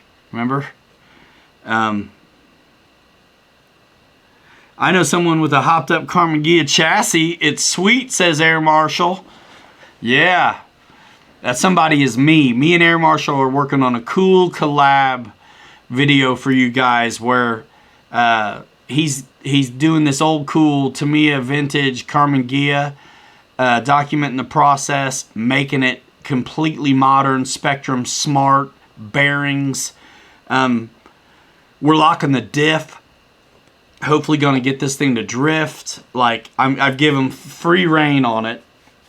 And I think he's documenting the process, going to put together a longer video on how it was done. We're going to put our heads together on a live stream style collab, you know, kind of OBS, Skype deal once I have the thing. And we're going to talk about what he did. I think it's neat. And if you like wrenching on things, those kits are super therapeutic. So I don't quite have the confidence or I feel the time to take one on. And Dave's got loads of experience with those things, like some of you guys as well. And he was all over it. So we're doing a completely souped up Carmen Ghia, and we're going to share that with you guys. Brian Brissett, I hope you're right, man. Let's pump the brakes real quick. Guys, I'm overwhelmed actually with the love sometimes over here. So, prediction, this channel going to blow up this year 100,000. I work hard, man. We work really hard. I think it could happen too. I got to figure out how to get better managing my time or figure out how to find more. Have any of you guys heard of the 8-day week? If you figure that out, where that extra day comes from, let me know, because I could use one tremendously.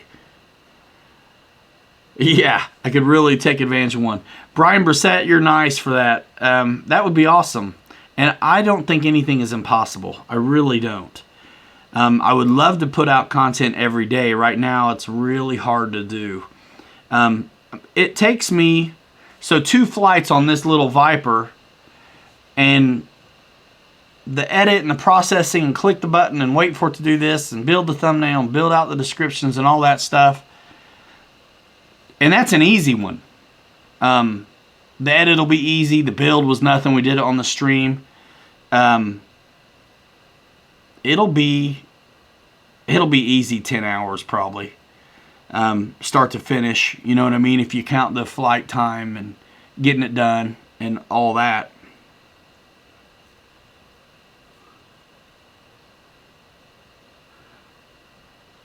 Yeah, Gypsy. I mean, you can still buy kits. They have loads of them. What do you want to call the 8th day? Extra or catch up, I think is what's up. Don, what's going on? I haven't seen you, but welcome to the channel. It looks like Dennis already hit you with the welcoming committee. Maybe welcomed you. I even had a bass jet and streamers on my Schwinn. It was cool, man. Yeah, Schwinns were awesome. Actually, one of the best jumping bikes I had was a Schwinn. That one I was talking about. The Actually, it was my dad's old bike. And then when I turned 7, they fixed it up and I got it for my birthday. More coffee, says Francis. A video editor. Yeah, that'd be nice. Oh, thanks, Dad.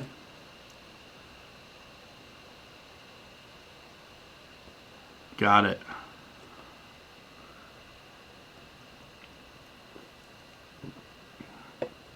Yeah, we're bringing it back, yo. We're bringing it back, and it's really, you know what? I think when you stop learning, you go stagnant. Your brain atrophies.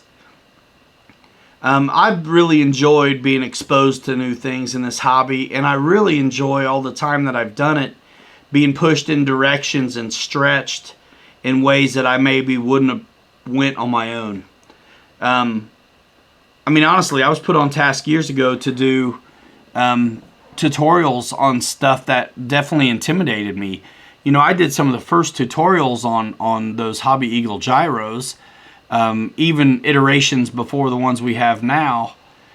And I had never seen one, never used one, had to learn how to work it and had to learn how to teach folks how to use it.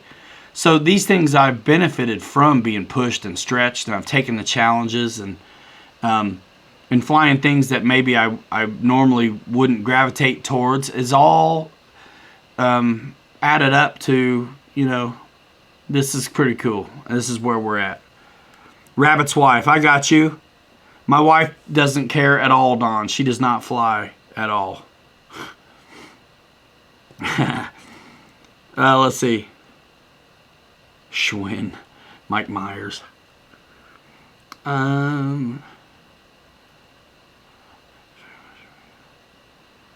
Thanks, Furball. Rabbit's wife is Don. Awesome sauce. Baseball cards in the spokes. Yeah.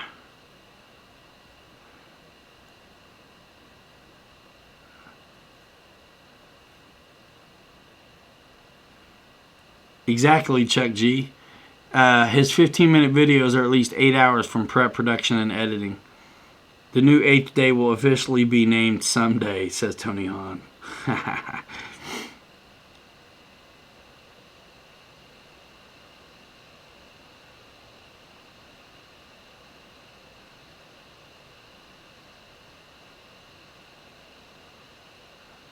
Matthews building a big old 7-foot scratch build IOO class battleship.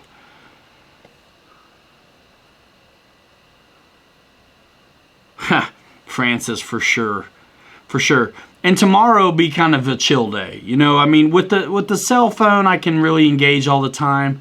I do try to give it a rest on Sunday because it's, you know, there's really, you're not going to go to work. I'm not. So I'm home with the kids and the wife, you know, and so I really want to be present for that. I mean, that's why I do all my edits at night, because I don't want to come down and they're all awake, you know, so when they're awake, I want to be with them. And then when they go to bed, I come and hit it. So I haven't got a good night's sleep for 10 years. No, that's a bit of an exaggeration, but those on top of the mountain didn't fall there. You know what I'm saying? Yes, Roy. King Rat. My mama would be proud. There was a petition to name the 9th planet David Bowie. Tim Toutant, you out here. See you later.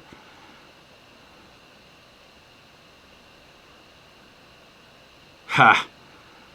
7 years ago. Yeah, Pilot Ryan, Captain Mike's champ video from 7 years ago. That's on a playlist called Flight Lessons or something like that, right here on this channel.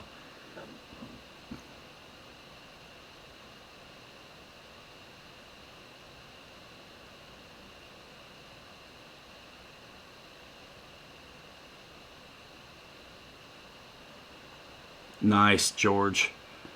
Yeah, Gypsy. It's balance. You know, I have it in me to be oh, I don't know what they call an addictive kind of personality. You know what I mean? I mean, I'm look at me, right? I'm all in on this stuff. So for the sake of like health and family, you you have to figure for me to justify being this crazy. I have to keep my priorities straight. I've had bands before too, like rock bands, and you just have to keep your priorities straight and your perspective real, and those kinds of things. Um, or something's gonna fall off.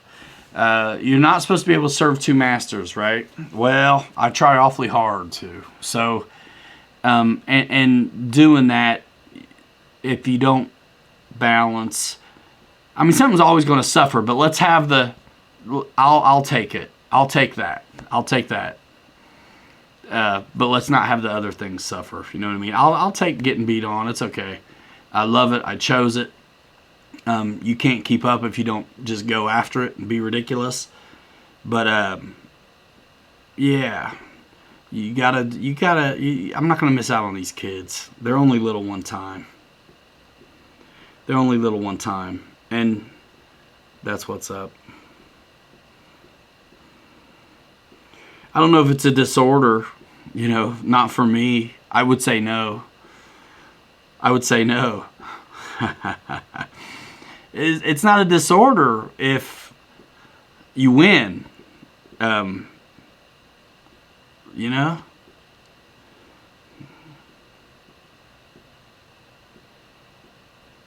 Balance is key. I've been juggling for a long time. It's cool. I'm all right. Don't blink, man. I know. You'll miss something. You'll miss something. Guys, I went seamless segue from a 5-year job to back to this channel. Yeah, I mean, we barely noticed.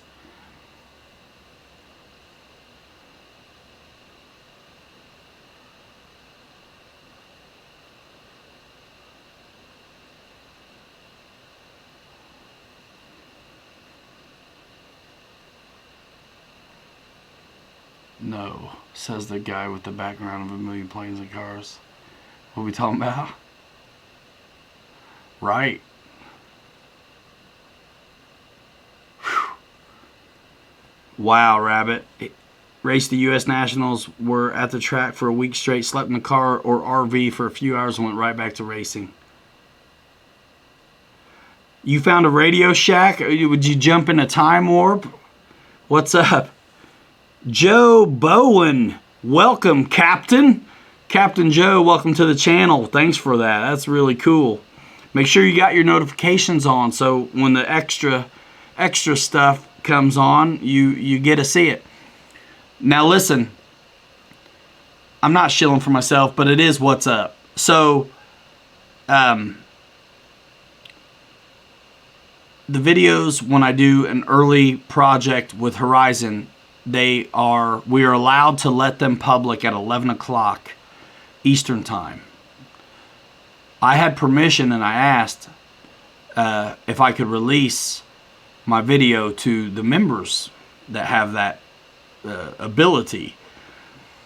And he said yes. So, I mean, you know, there's a handful of you guys that got to see the new vids 2 or 3 hours early, which is kind of fun. Listen, the world's rough. Not everybody gets to do their favorite dream job. Most people don't. Just like Vegas is built on the losers, not the winners, right? So, but your kids need to see you have passions and chase things and live your life too. And they need to see you do it well, and they need to see you do it balanced, and they need to see you chill. You know what I mean? We don't do cell phones at the table at dinner and things like that. I mean, we're trying. I wish I could actually put the kids in a bubble and keep them in it. But you have to share them with the world eventually. So you got to teach them how to deal with the world. That's right. Ann Golden in the house. What's up?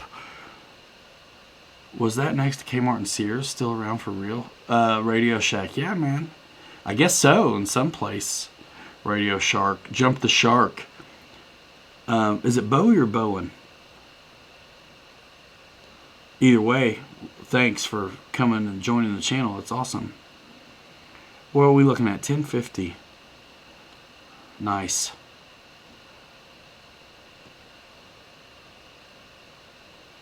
Oh man, Don. Yeah, my kids are 8, 7, and 3. And an older teenager elsewhere. Nuts. Yeah, my kids drive trucks more than they fly. Because when I fly, it's oftentimes under the gun trying to get things done. And it's just not... Listen, the kids would get bored quick. If we're filming, they would have to be quiet.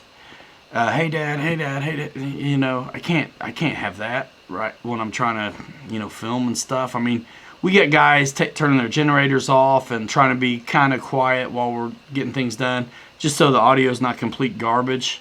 So the kids don't really go flying with me. They have, but we drive trucks. All the kids are jumping and bashing trucks and crawling a little bit. So that's cool. And they know their dad. I mean, I have no idea what it must be like to be my kids. I think it would be a trip. But I mean, it's goofy, really. Like, my kid's dad is like a YouTuber who, is playing with toys and, designing his own shirts and junk and just silly. Kind of neat. Arty, marketing, hard worker, remodels the house. I don't know, man. It's just cool. Yeah, hobby towns do sell Radio Shack stuff. Oh, that's awesome. John T gets the focus on the hobby. Yeah, man. Cute ages, not trying to miss it. I mean, my boy, the oldest one, in the house, 8. Whew. He is headstrong. Guess who else is, though? This guy. All right, guys. So listen, great show. I mean, we're looking at 3 hours here in a minute. So, oh, that's awesome, George. George has kept his grandson 1 day a week since he was 4 weeks old. He's 2 now. You wouldn't trade it for anything. Yeah, man.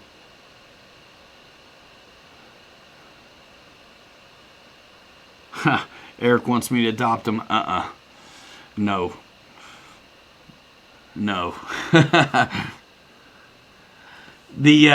Listen, we're in a neighborhood. There's a lot of other kids. I'm a little bit anxious. I'm a little bit intense.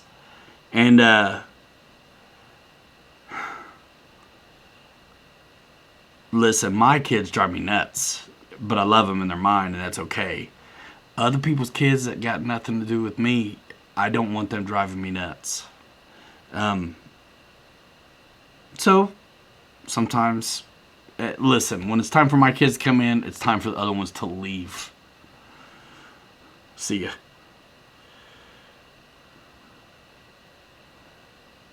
See ya.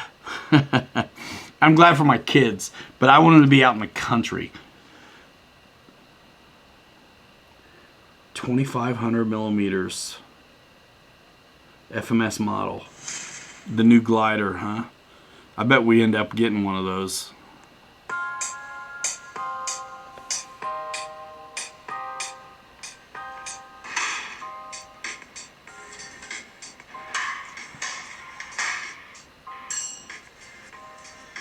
So 2,500 millimeters, how big is that? That's 500 millimeters short of 3,000, isn't it? Wasn't that last glider 3,000 millimeters?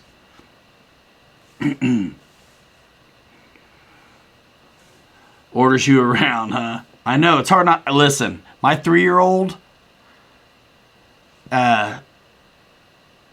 she can get away with whatever.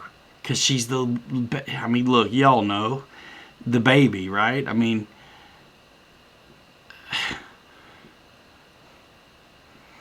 she can do whatever she wants about. And the middle one, Palmer, can too. But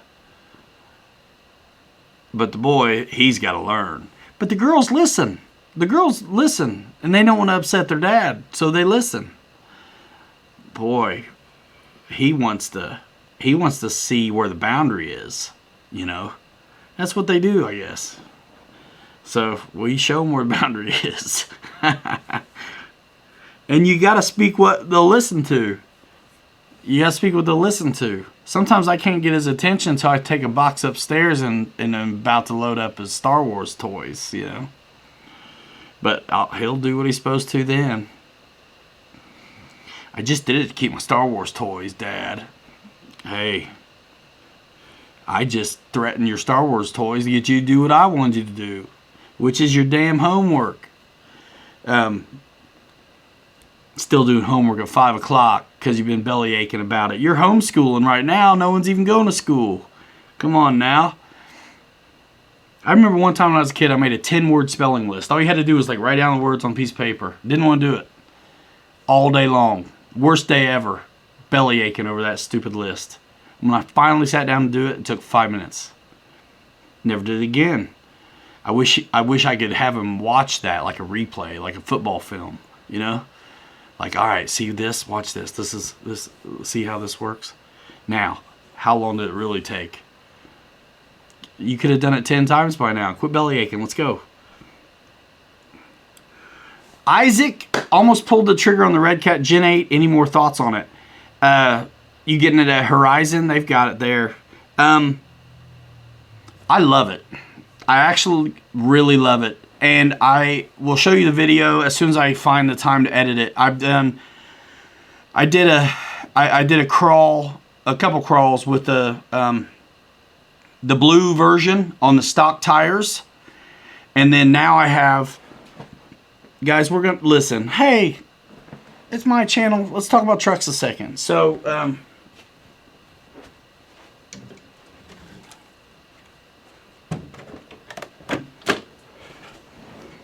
I liked it so much, I got the orange one. I actually traded out my buddy Mike Kennedy. So Mike Kennedy's got my old blue body on a brand new chassis. I kept my chassis. And so what you're going to see in the future, as soon as I can get it done, is the blue Redcat on stock tires, which are really hard, still crawled amazing. And then I'm going to film this one on these soft tires, the Durtrax tires I got at Horizon as well. So you'll have a video, and these are upgraded shackles. Like, there's so much cool stuff you can do to outfit these crawlers. This one is awesome. I love how it doesn't have the body post sticking out. It's Velcro on the wheel wells, and also there's recesses for magnets if you wanted to do magnets. But yeah, so the buckets here have holes in them and mirrored lenses inside. So if you wanted to do lights, you could. And it's that way on the rear as well. And these are real legit, like anything shiny's metal bits. And they also sell, if you look at the parts from the Horizon website, they also have the brass bits that would replace all the metal, which are a little heavier and help weigh it down and make it crawl better. But this thing crawls awesome stock to me. But yeah, it's cool. Scale upgrades all over the place. I would like to have the headlights. I really love the International because I grew up, my grandpa had, yellow's one of my favorite colors. The T6, the Harvard, the RCAF, Texan, but it's a Harvard because it's British Commonwealth. Mike Kennedy, I shipped it out this morning, Broseph. You didn't know you were getting a brand new chassis until just now. You got a brand new truck, but the blue body shell because you wanted blue. So all I did was take out this and swap it. So you got, I sent you these tires, but they're still in the packages, so your truck has the stock tires on it, Mike. But So Grandpa had the Yellow International truck, snowplow, Snow Star, and his was decked out, had the lights on the top and stuff like that. So yeah, to the fella asking about the Redcat, I think they're a great crawler. So I have an I got the Axial SCX-10 II. They're out of stock right now. It's called the Deadbolt, but that's a great crawler, and I'm gonna eventually try a TRX-4 from Traxxas crawler. But the reason I started getting the crawlers is because I knew the FMS Rock Hobby crawler was coming my way, and so I wanted to get well versed in the subject so I knew what I was talking about when I drove one that was scale. Maybe it didn't have the same kind of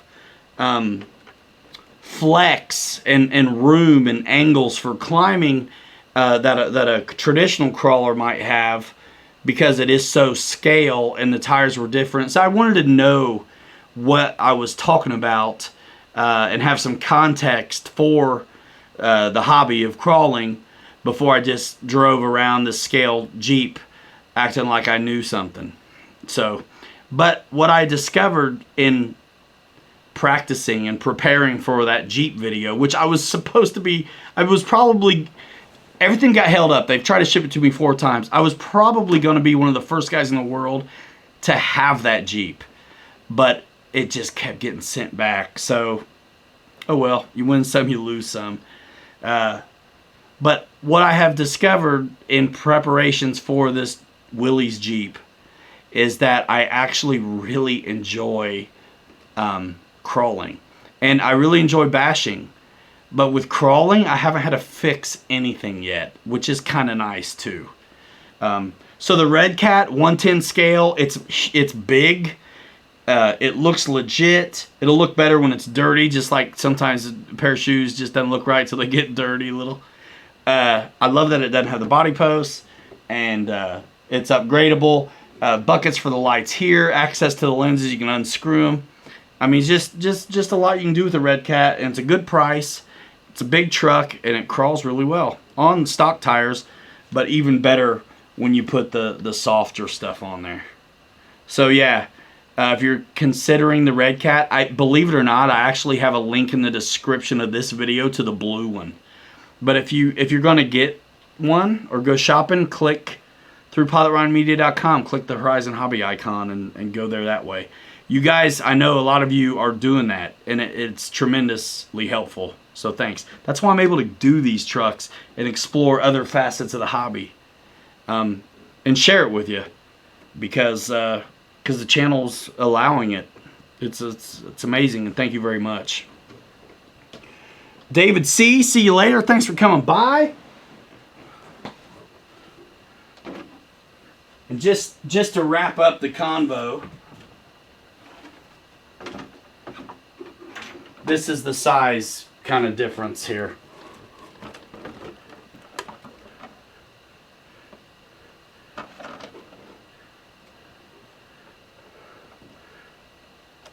But if you put the wheels over each other, they're pretty much the same wheelbase, but one just feels really big.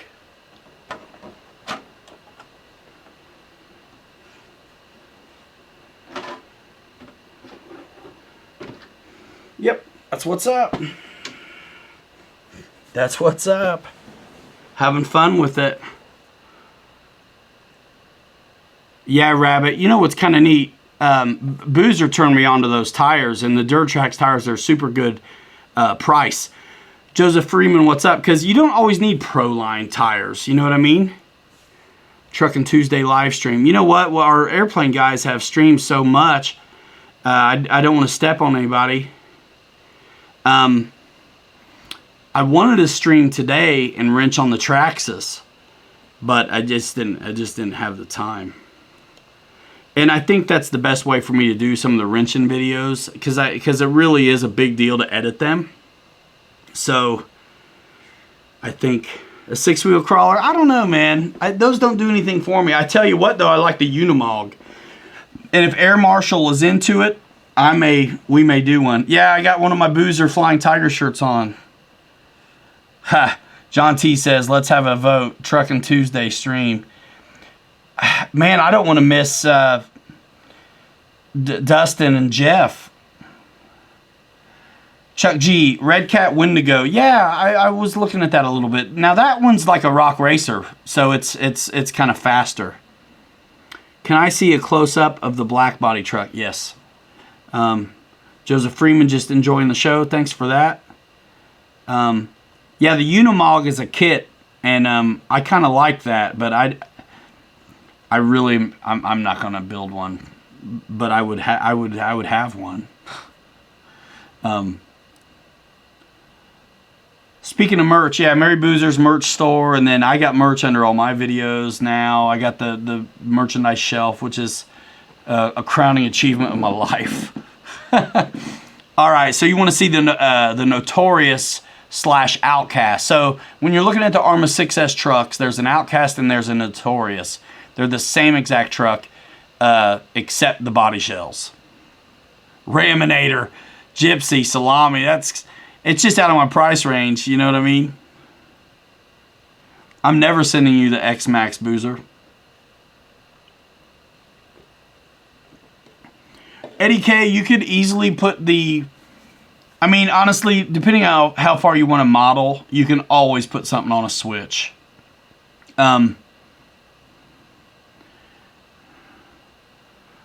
Trucking Tuesday. You guys are liking that. It would have to be before... Jeff and my buddy has a real Unimog that's decked out. Like guys like upgrade everything, get the legit scale stuff for their crawler. My buddy, Dad, if you're still in here, you know who I'm talking about, Jeff Crowder. He's got a real Unimog that's super dope, fully restored, and all like the scale bits from all over the world, like to come outfit this truck. It's so awesome. It's so awesome. And I remember, like, he was talking to me a long time ago, because he knows I do planes. He was like, man, do you ever see these guys doing trucks? And he was showing me these videos where dudes were, like, crawling and, like, fire trucks putting out, like RC fire trucks, like, putting out fire, like, crazy stuff. And I was like, yeah, you know, whatever. Like, all planes at the time, and, yeah, it's funny because now I'm looking at that stuff too. Build an actual monster truck. Yeah, that's right. I always thought it'd be great to have a General Lee. You know what I mean? Dukes of Hazzard. I mean, I had one when I was a kid. I used to ramp it over cardboard ramps all the time.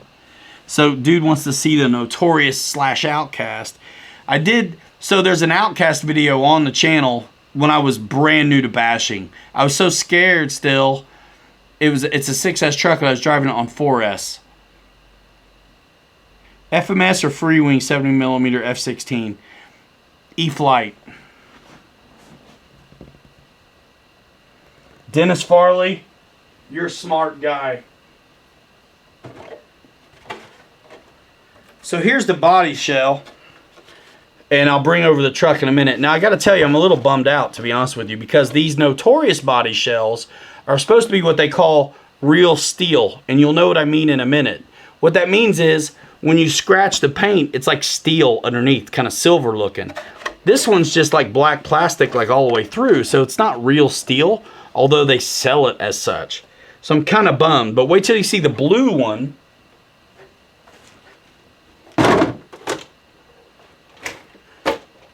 Now this body is completely beat up from the feet up because I really learned how to bash on these trucks.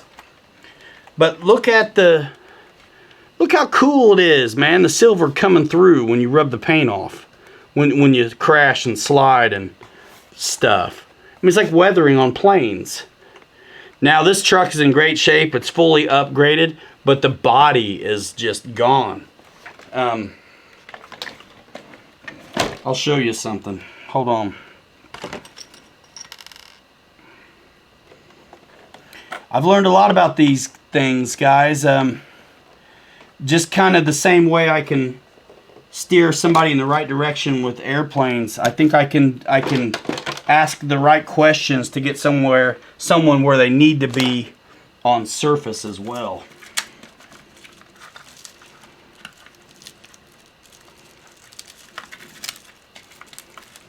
I need to re-thread a battery strap. So it's hard to tell. There's a lot to look at in here. But this guy... So the only thing I had to do to make this fit the Notorious body was I turned this around and I like lowered or raised the body posts. I can't remember. So this has upgraded shock towers, RPM bumper, center braces, M2C Racing, shock towers, M2C Racing, new standoffs for the shocks, and then upgraded chassis. But I'm still really all Arma A-arms on this thing except for one set of RPMs right here. Short wheelbase, shorter than the 6S Creighton. But once you upgrade the chassis, you're not going to bend the chassis. And the shock towers make for a great upgrade as well, because I bent the crap out of them. I need to tighten that up. Great truck. Great truck. So, I mean, it is a monster truck, you know what I mean? I mean, not really, but yeah. Boom, baby.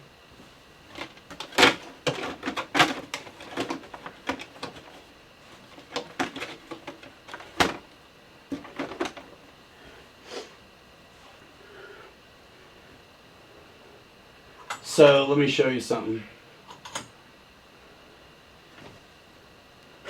So here's, see that? That's a shock tower. It's like it's bent like super bad, right?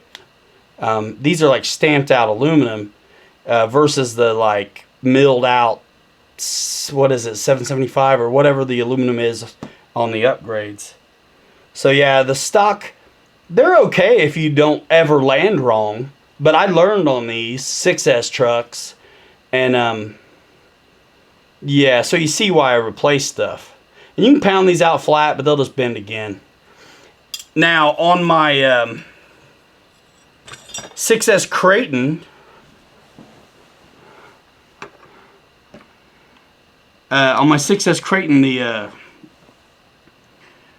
I've upgraded everything but the chassis, and because it's a longer wheelbase, I knew it would bend sooner than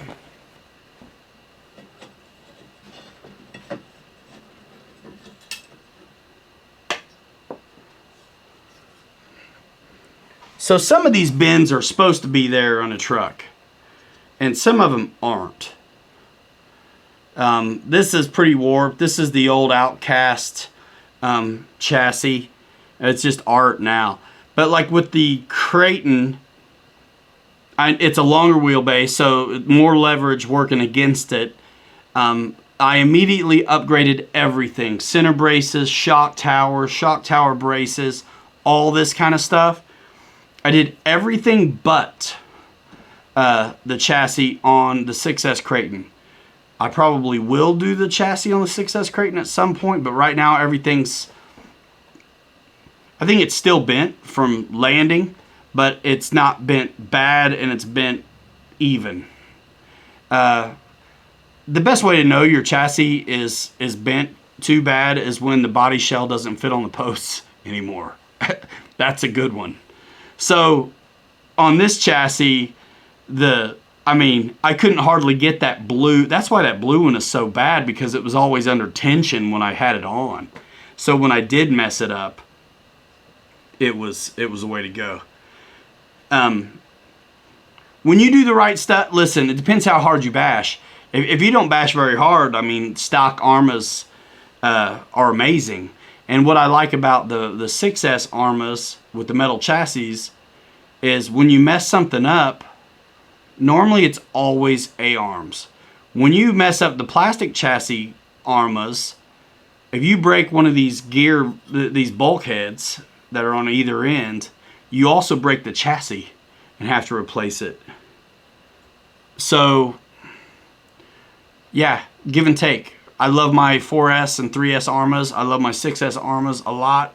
The Traxxas has only been run 3 times. I think it's crazy awesome.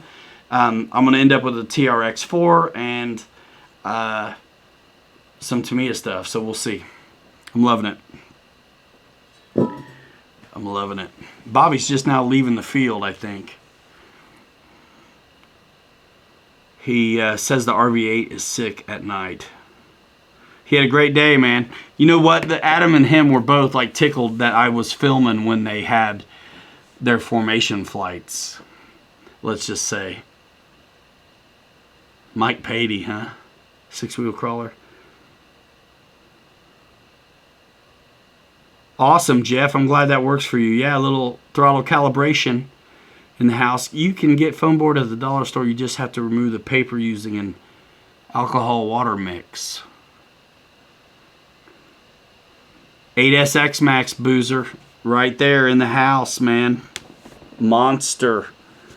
Monster. I've got video of it already, but I'm waiting on my GoPro 7 too. But I'll put it out.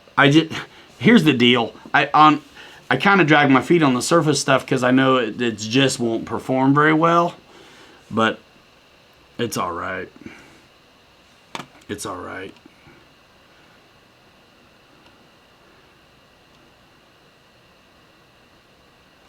Yeah, I mean, except for the chassis and the shock towers, I mean, everything basically is plastic on the Armas. And the upgrades are easy. I mean, you're going to spend a little bit more money, but if you... depends what you want to do with it, you know? John T, see you later.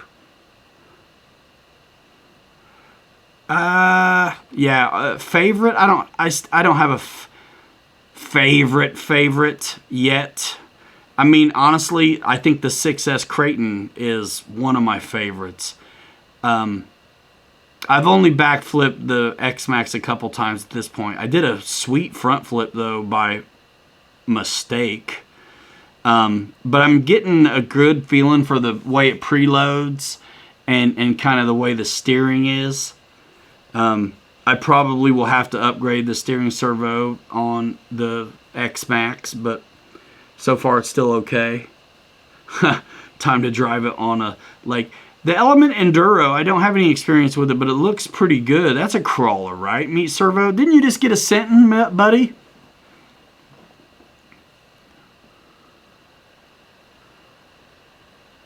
Honeychuck wishes the X-Max turned like the Creighton.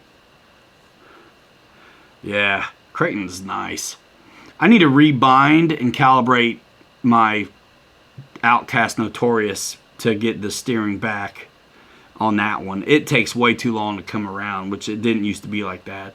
And I know it's not the pillow balls. I know everything's tight the way it ought to be and stuff. It's just the bind.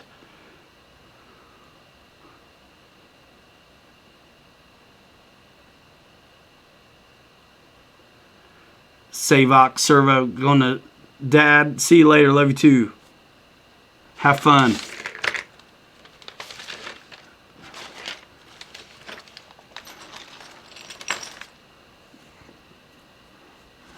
Savoc servo. So this is just waiting for when I need one.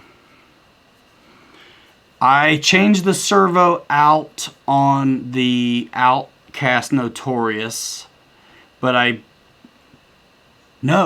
changed the servo out on the 6S Creighton, but I still have the stock servo in the Notorious, surprisingly.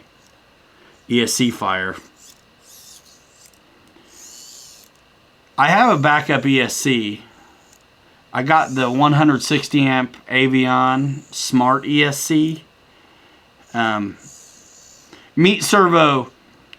Nah, I don't think you can run it on 3S. I think if you plug it in to run it on 3S, it won't even let you work it. Because I tried 3S on the brushed granite, and I don't think it even let me run it. Yeah, I traded this for something. The Savox. So I did pretty good on this Savox. Ooh, no servo saver.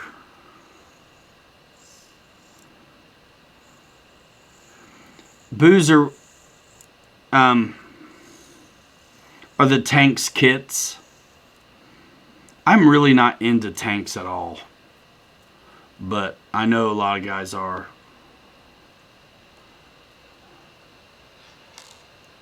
Your tanks look awesome when you weather them up. Yeah, man, meat servo, dude, 2S lipos are the best way to wake that thing up, and it's still going to be a ball. And here's the thing, too. If you're not familiar with ARMAs, so the chassis on your Sinton is the same chassis that's on the 4S Creighton. It's the same chassis that's on the 3S Typhon. It's the same chassis that's on, I think that's it, the plastic chassis ARMAs. So that's the long wheelbase that you see on the Sinton, the Creighton, and the Typhon.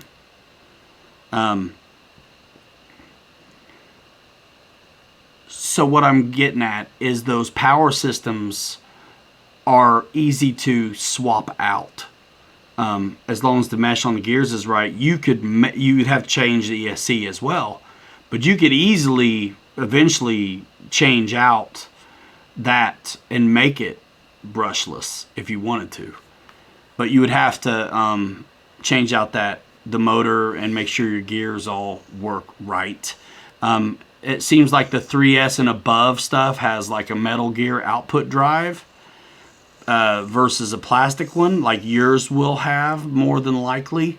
My Granite had one too, and eventually you might break it up, but that's okay.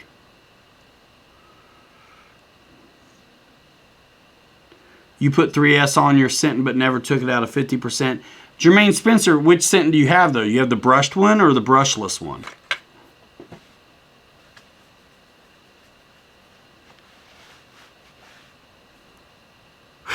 George Watts. Sorry about that, I guess. LJ Hobby Life, loving the X-Max.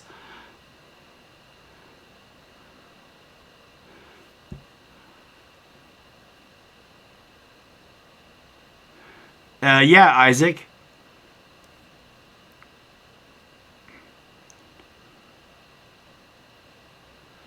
I tell you what, KC Speed, there probably are guys who would be interested in that RC10 for sure.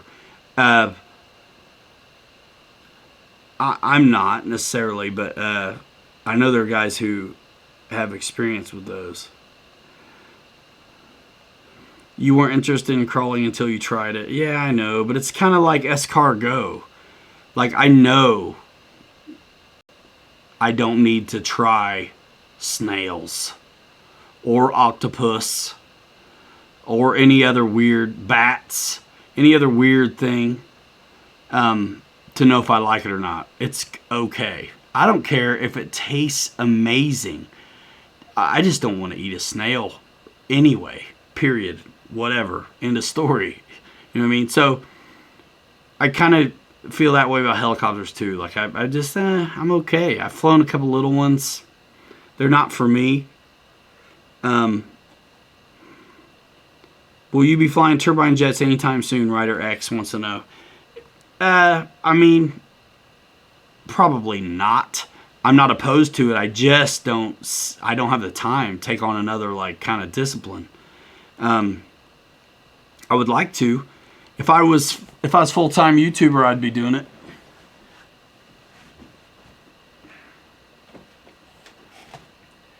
And also for a good look at this Husky, we did do videos here on the channel. So that's always a thing as well. But check out the droop tips, the corrugated emulation, vortex generators. I love the droop tips, the lights, the landing gear. Whoa, it's big. The strut work. I mean, a lot of stuff is pre-installed for you too.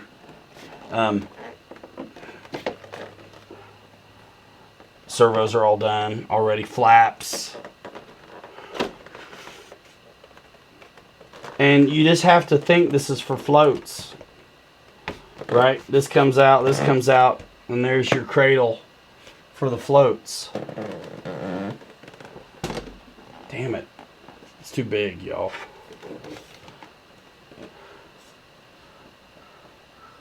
Yeah, it's cool. And it's big in there.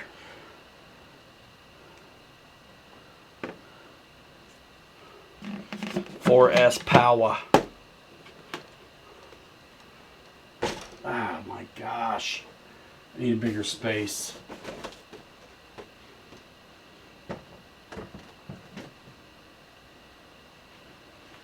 Yeah. All right. Yes, that's what she said. No, the Husky is a top loader. Top loader on the Husky. And the Bigfoot, for that matter.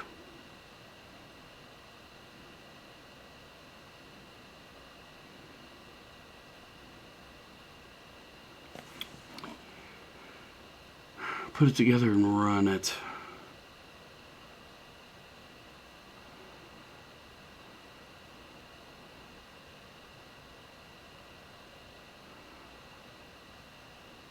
Ooh. Oh my gosh. KC Speed. Hype Don, hello from Jamaica.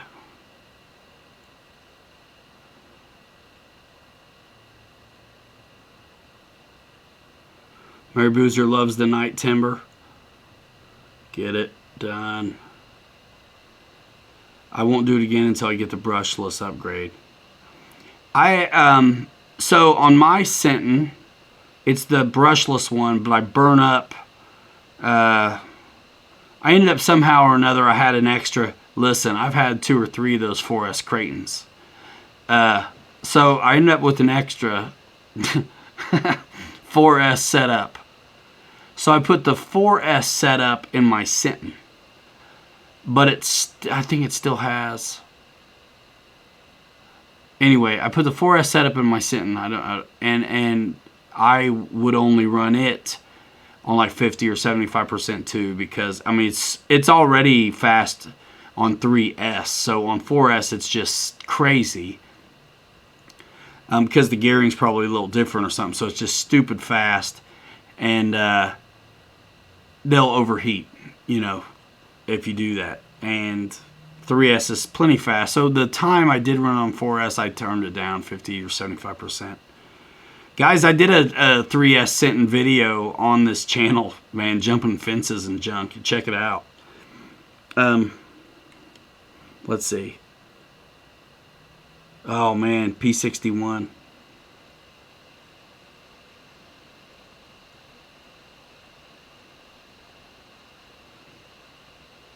The Husky needs floats, yeah. Nice, Michael Bear flying some seaplanes.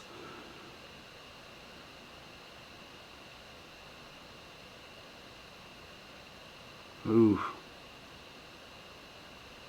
I have a big F-15, like the 90mm version, but I don't have the small one. It's a fun plane. I'm not sure if it's a first plane, but it's a fun plane. No giver here, the 8S. What do you mean?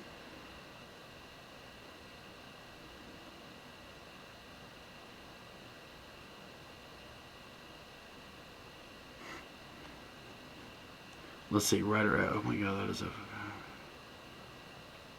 Yeah, I need space. Rider X, dude, check out the Husky videos here on the channel. Click the link in the description, or go to pilotryanmedia.com and click Hobby Zone. 259 4S powered plane, but I think it's a $30 off code, brings it to 229, which is just sick for an 1800mm bird. Just sick. Tow banners with a Husky.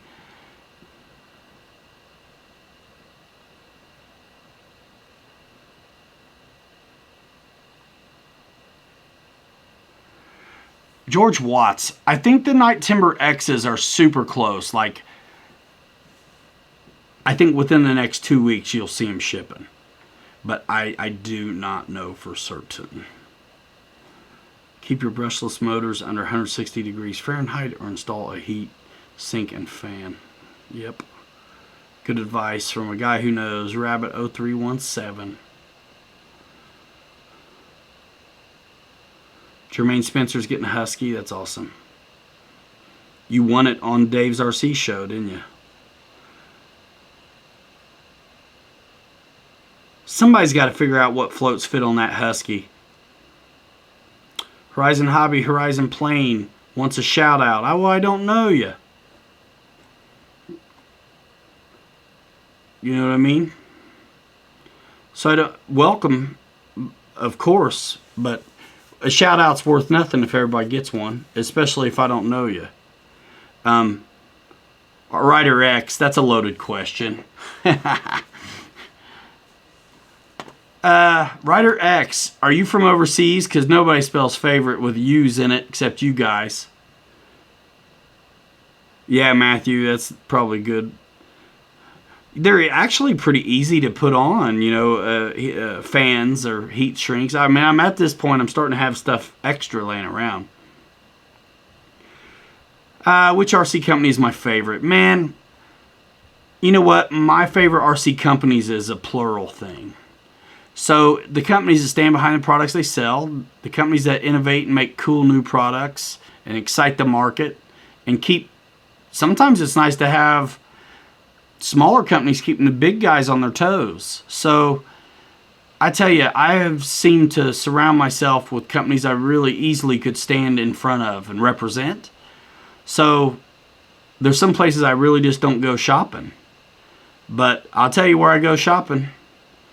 Horizon Hobby, Hobby Zone, Arrows RC, and like, you know, FMS that's at Horizon, I love.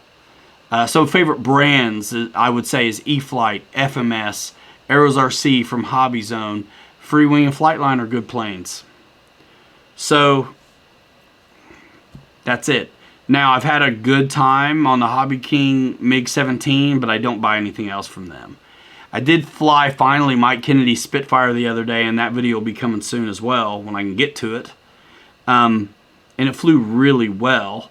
The canopy, like, blew off, though. You know, it's one of those, like, scale, like, open canopy deals. And it blew off. But, flew amazing. The thing is, I just... it's hard to get a hold of somebody there. I feel like the support is not quite what it should be, and I don't want. I just don't go there. I don't go to Banana. I don't go to Nitro Planes. Flex Innovations makes some nice stuff, but usually my favorite companies are the companies that want to work with me. You know, I mean, I ain't gonna lie. Like the companies that want to work with me and create relationships with me in this community that we have, which is huge and awesome and powerful. I mean, guys, I get to talk to these guys who work in the business, and they work in the business at like a real job, and we're all out here just obsessed, loving it, living it, got the passion. This little, you know, almost 12,000 subs channel here is competing well with channels that have over 200,000 subs. I'll tell you that. You guys are the hobby, right? You guys are avid modelers. So, I mean, this is just the best group. Great flying on the T-33 today, says Reginald. Thanks, man. Oh, I love that. I tell you what, you guys are loving that T-33. That video went nuts. It's at... I put it out at like 2 o'clock today, and I think that video has like 1,400 views on it already. Let me look real quick, just because. Let's see. Horizon Hobby, Horizon Plane. Thank you for making very good videos, he says. Thanks so much, man. Thank you for that. The Huskies on pre-order? Is that a question or a declaration? So, if it is on pre-order, they're going to be here very soon. 1.3 thousand views, 153 likes already on that video, that T-33 that went up today at like 2 o'clock. And don't forget to check out the shakedown flight as well. Oh, that's great, LJ Hobby Life. So if the Husky's on pre-order, it's going to be here soon. I just talked to Dan today. Mary Boozer's T-33 is going to be here Monday. You guys that asked me about the throws on my T-33, it's in the video from today. Paul loves his FMS Red Tails. I did a FMS Red Tail custom paint job on a P-47. You can see back on the channel, which is cool. Rhino feels like a 70mm beginner T-33 would be an amazing aircraft. Why not get the 80? Just back off the throttle. It flies great. The first landing of the T-33 today sounded like you were holding your breath. I don't know, maybe.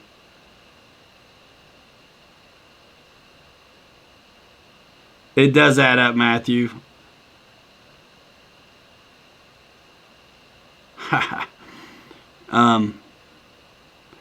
KC Speed, how many flights on T-33 now? Altogether, including Bobby's flights, probably about 10.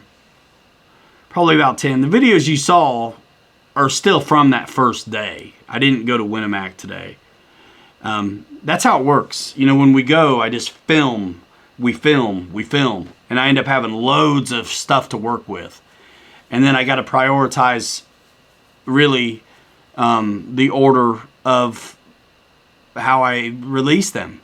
And then what happens too is new things come while I'm sitting on old stuff. So the Timber X came and it has to take priority, as well as the Viper, you know, takes priority. So that's what's up. So that's why it's easy for us to capture something and then sit on it for a while. I would love to do content every day. Jermaine Spencer, see you later, my friend.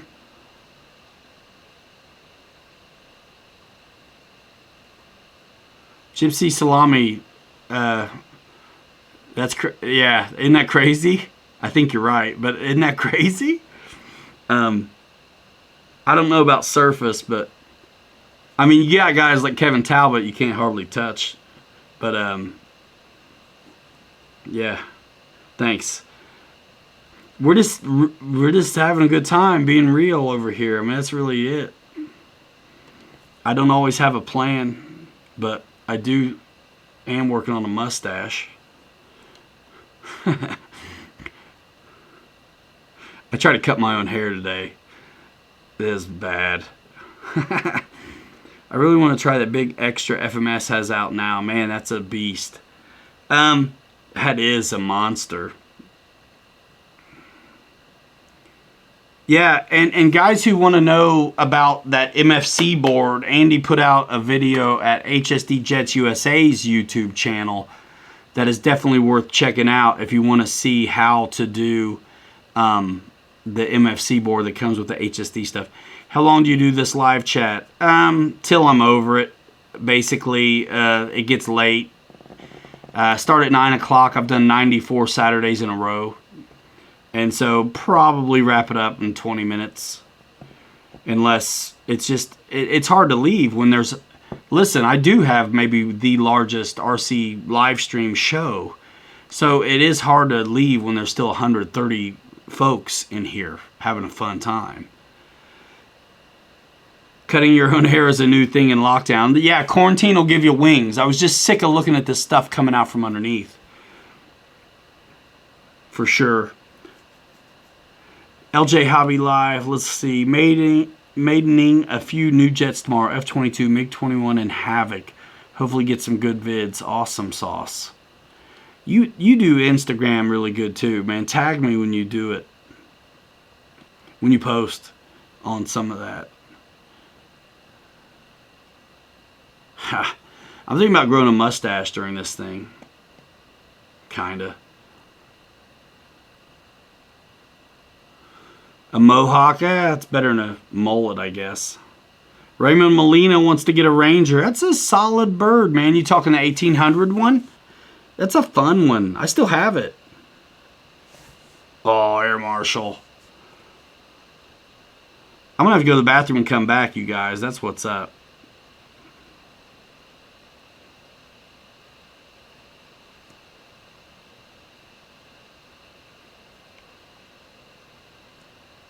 What am I looking at, dude?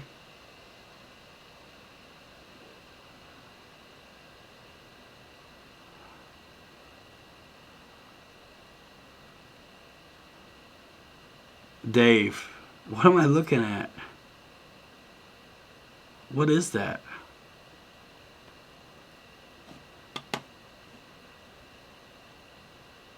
Quarantine gives you wings. Except you got to spell it Quarantene.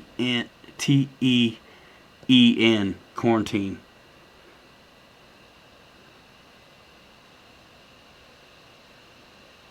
HSD working on an A10? It'll be a long ways off if they are.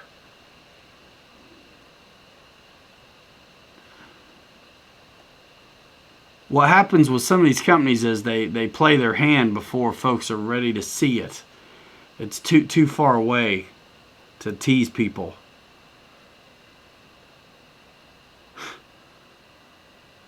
Too much coke. What are you talking about?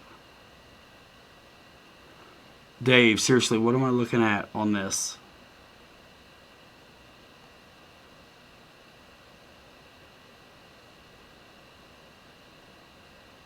I don't get it. Where are the links? Let me go. Let's see. YouTube has kind of changed it's. You got to click the. Oh, that's not it. Let's see.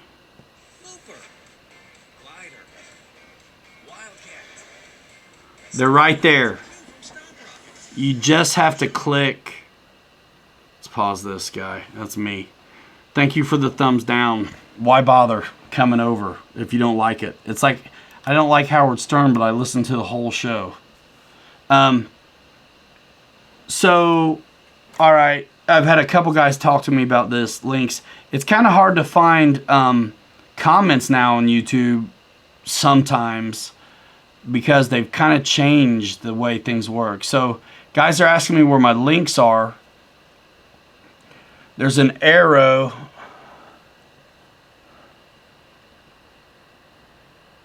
Little tiny arrow icon, not the share one, a little tiny one up there in the title drop down. And when you click it, it opens it up and all the links and stuff, the description is right here.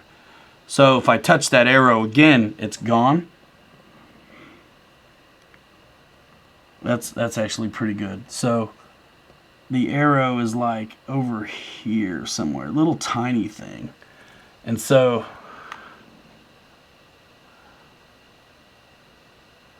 I just touched it and now there's all my links.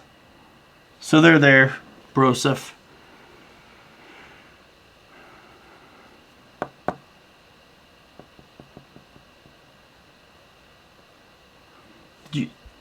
Okay, hold on. I think you sent me something. Maybe I'm looking at someone else's.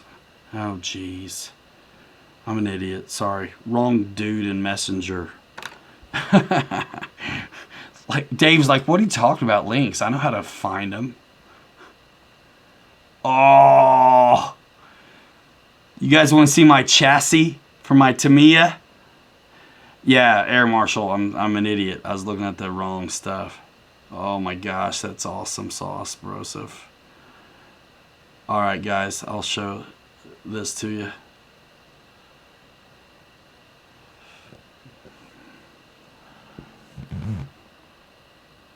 Ah.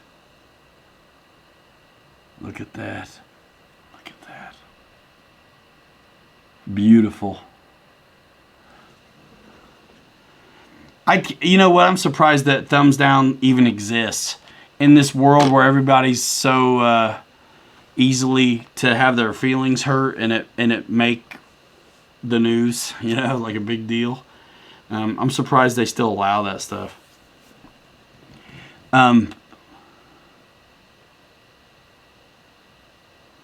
Real RC. You know what? I don't know how fast the Carbon Cub SS flies. Um,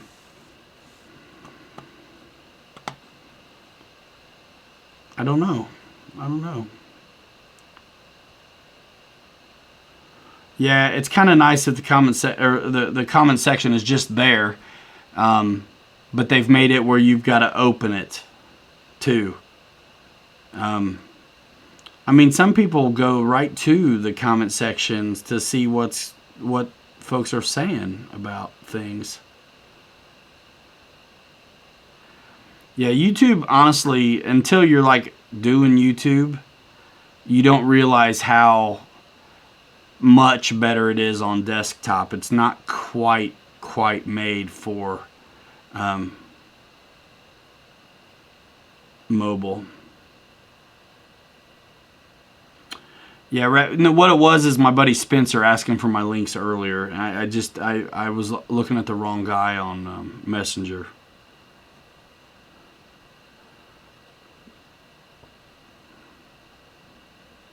RC Air Marshals built a bunch of them and used to race and stuff, just like Rabbit. So yeah, Rabbit Air Marshals making my Carmagia like all crazy, upgraded, which is awesome. And I think, and I was telling Dave Air Marshal that Rabbit, I'll probably send you. I gotta come in. I gotta get paid, but I think we decided to do another Carmagia, just stock, straight up stock, so we can compare it. Yeah, that's what's up with YouTube. It just depends. But we were talking about Flex Innovations a little bit earlier. It's like I would love to try their F100 and things like that, but man, they don't want to work with influencers. So, you know, what happens is you prioritize the people you have relationships with. That's just how it works. Oh, thanks, Jeff Suriano. Wait till you see the formation flights we got today with Adam and Bobby flying. I was filming. Awesome. You just wait. The FMS was a good one, but the front nose gear always had a problem. The 150 Cessna? The Carbon Z Cessna? That's not an FMS made bird. But yeah, that nose gear I thought was problematic as well. I think the Ranger is way easier to work on. You know? I think it is.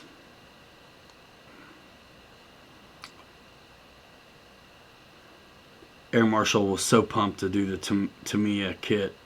So what we're doing on that is a cool collab. You guys will see eventually.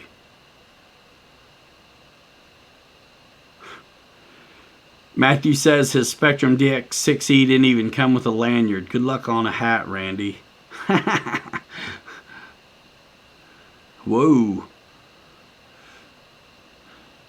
The blue paint on the Mamba 60 is sick.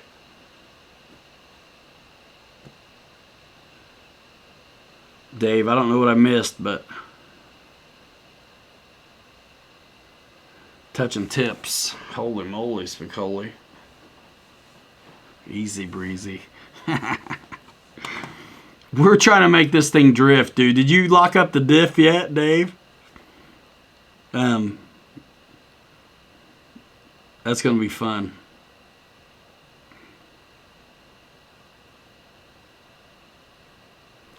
The FMS Ranger is neat. And it comes in multitude of different sizes. 1800, 1200, and 850 millimeter. We did videos on all the Rangers right here.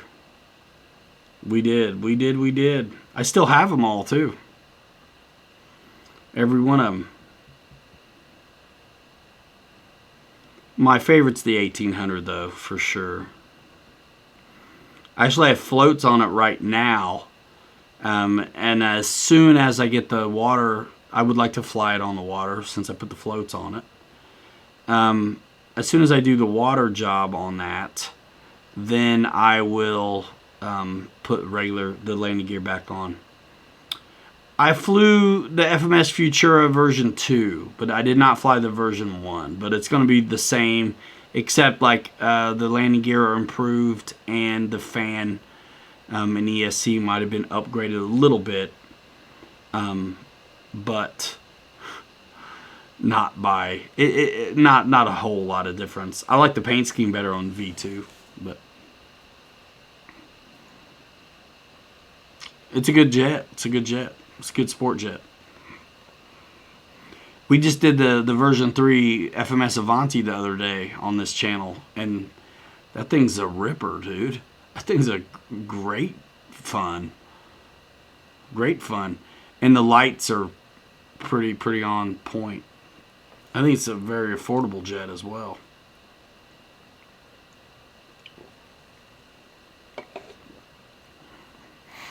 Man, 130 folks. How long you guys want to go?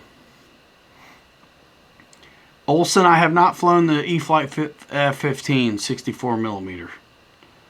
I have not.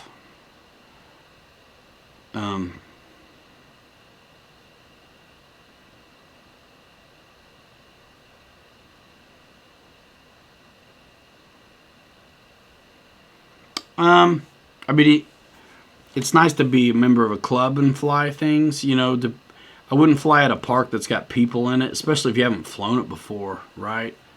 I mean, if you're looking to fly an F-15 somewhere around people, and you haven't flown it yet at all, it's probably not the best idea. Yeah, Ryder X. Yeah, it's a good jet. I don't know, Michael Brill, if it's back ordered or not. It might be. So much stuff is. Tony Hahn just posted some pictures of his rolling hangar on the Pilots Lounge Facebook group. If you've joined that group, you can see it right away. If you're new to that group, I'll have to approve you when I get a chance.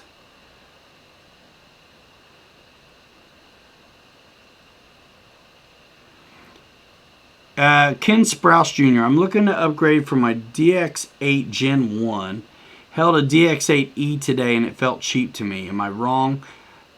Yeah, it is constructed of different materials. So it might feel like that to you. I think hold a DX9. You know what I mean? And see what you think about that. Eric RC, save your money, man.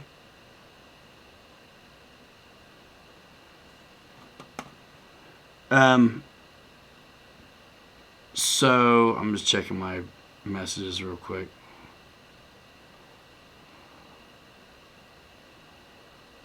Okay.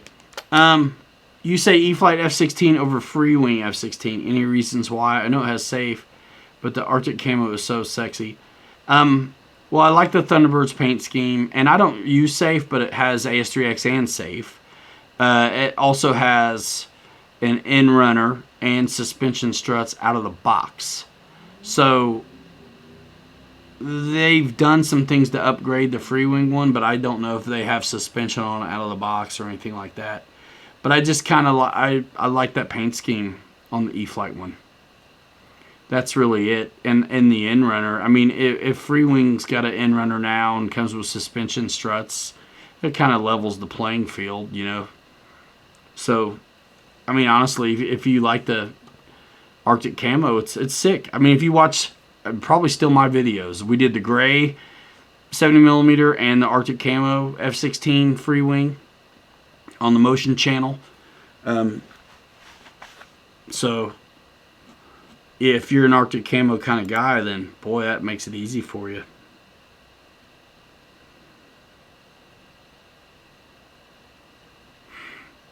Ryder X. You keep asking these loaded questions, don't you? Which company is the best F-18 Hornet?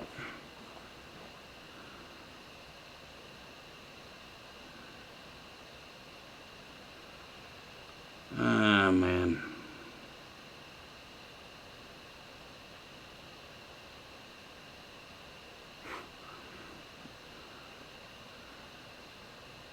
Alright, what am I looking at?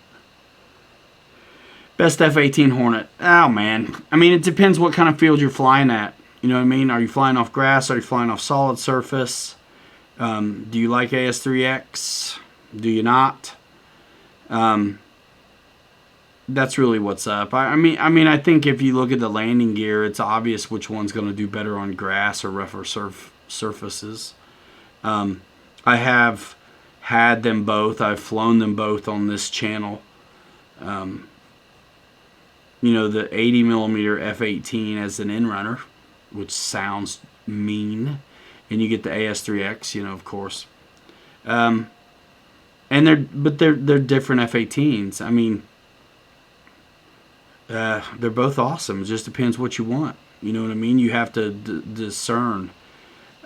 If you are stuck flying off of grass, then I'd probably look at the big one.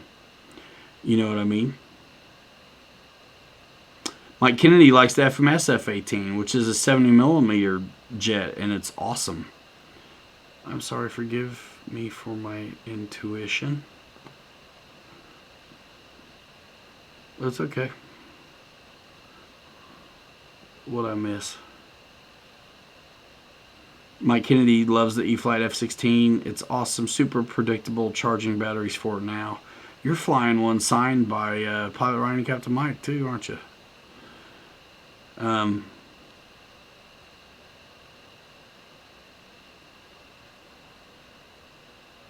No worries, Eric RC. I don't quite understand, but it's okay. Efficiency and thrust-wise, 6-blade EDF versus 12-blade EDF. Are the 12S that much more efficient for the design? I think the 12S stuff is about the sound as much as anything. I think I'm not really the one to answer this one. I think what happens with 12 blades is you have a better sound and you may have a better top end, but you're going to have a better static thrust on the lower blades, but they don't sound as good. So, I don't really know. Horizon Hobby, Horizon Plane. Is the Fly Sky a good transmitter? I don't know. Some guys love it. I think if you want to fly E-flite products or take advantage of anything Bind and Fly and AS3X, you need to just have a Spectrum radio. If you want to stay with some of the new stuff, you know what I mean? I mean, why? I don't see why reinvent the wheel. Some people like those kind of radios. I don't need to learn how to do another thing. I love the Bind and Flies that come with that. The Spectrum stuff is just easy. Bind it and you're ready to rock. I fly Futaba and Spectrum. So yeah. How can you, Ryan? Is there a big noticeable difference between the 70 and 80 millimeter EDFs? Kinda, but nothing that's going to get you in trouble. I mean, honestly, you know, bigger seems to always fly better, right? So, what's neat about the 80 millimeters is that you can fly a lot of the same batteries in the 80 millimeter jets that you would use in the 70 range, and likewise the 90 range. So the 80 millimeter is kind of the sweet spot. You kind of get the best of everything. They're nice and light a lot of times. They're still really fast, very powerful, big enough to fly good.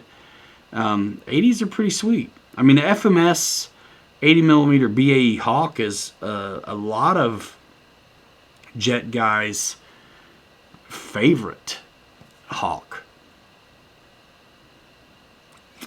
Hey Ryan, do you think that if I practice flying the Havoc and Viper on RF9 for 7 months, could I go straight to the Avanti for my first jet? Which Avanti?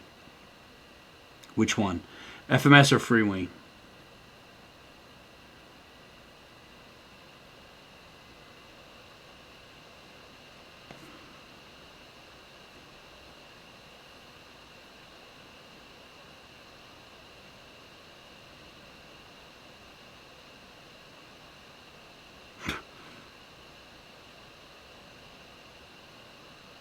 .80 millimeter is a sweet spot. Tony Hahn wants to know when Horizon's going to send me a IX-12. I don't know, man. Right after they send me a 20, I suppose. Joseph Freeman, 6S EDF, good for beginners. Any suggestions? So you've been flying successfully prop jobs? That's what I want to know.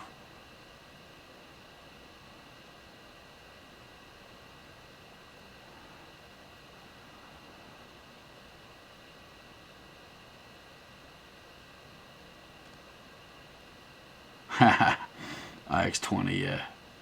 It's 12. It's 12.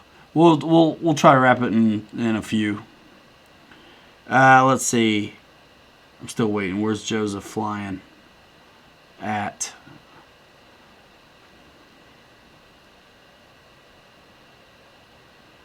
KC Speed says the Viper. It kind of depends. I mean, the Viper is great, but if you're really skilled on props, you can maybe skip the Viper. And the Viper being smaller, kind of 70 millimeter, you're confined in a little bit of a way to the battery size. So, I mean, if somebody's got the skills, I would try to get him in a BAE Hawk or something, 80 millimeter. You know what I mean?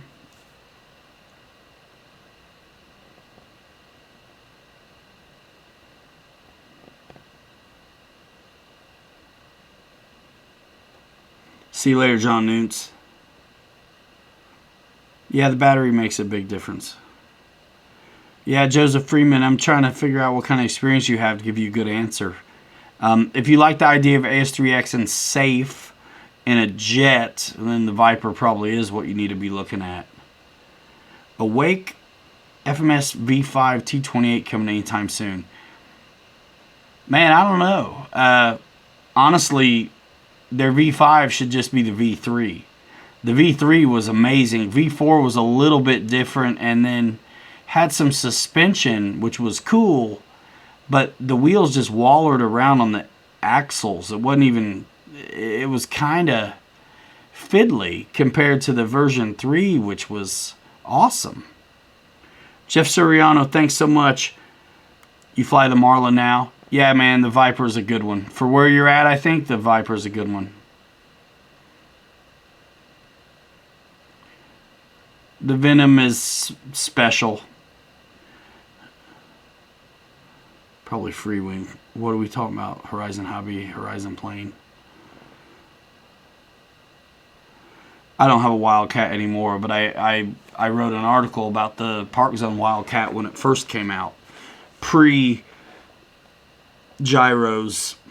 and everything. Yeah, if you're well versed on prop planes, the Viper is going to be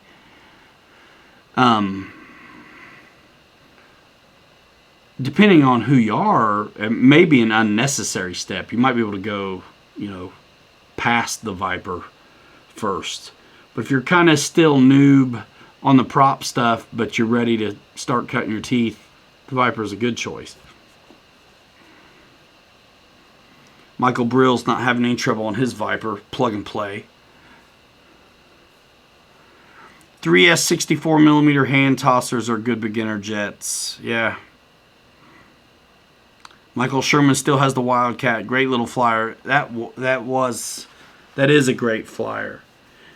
So many people were glad when they brought that one back.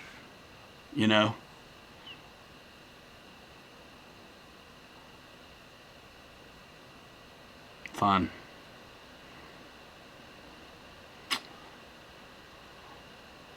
Wild Bill's going to find out something tomorrow. Eric RC, what jets, he says.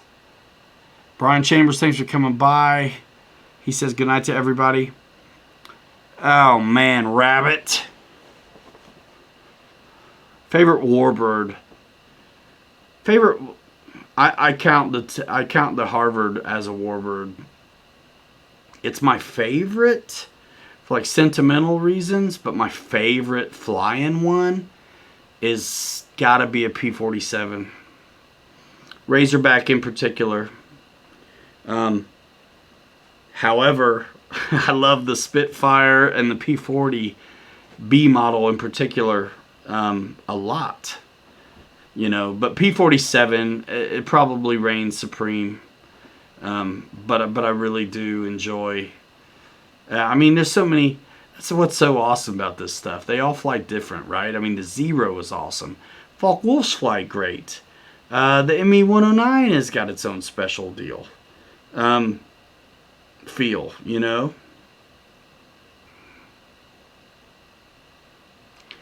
Get one of them GPS mile per hour testers, because that T-33, I feel, was doing at least 120. Ha. That's a great. I love it's sitting back here. That thing is huge, guys. You want to see the fuselage? I mean, it's crazy. It's huge.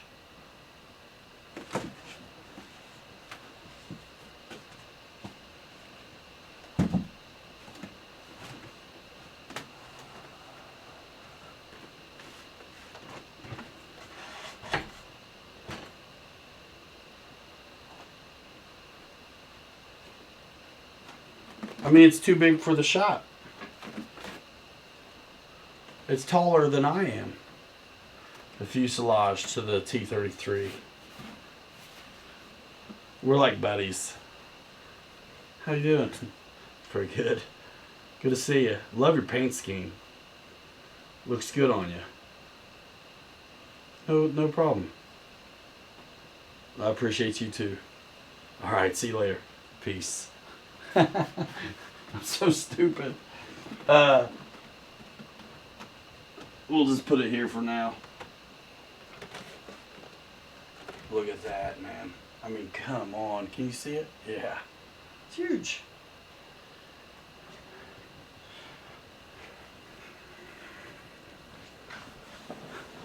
It's a monster, guys. It's a monster. So fun. So fun. All right, look at 8 minutes and then we're done. 8 minutes and we're done. So let's see. Questions that I can answer. Questions I can answer, please.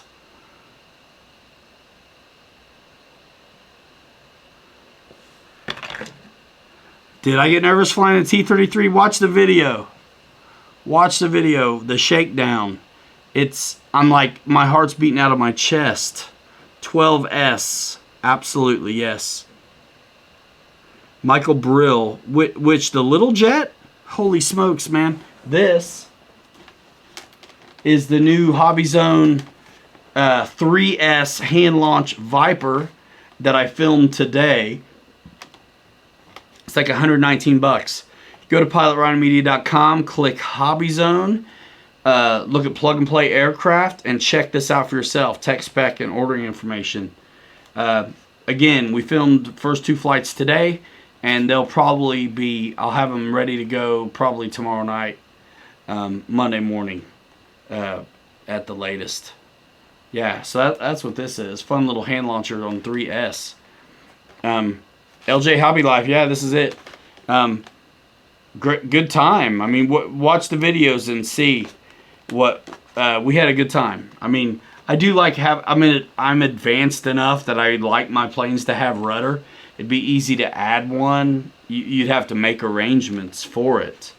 But 2200 3S right there, and it was dialed in. Wait till you see the videos, guys. We were having fun. I mean, we were having a good time.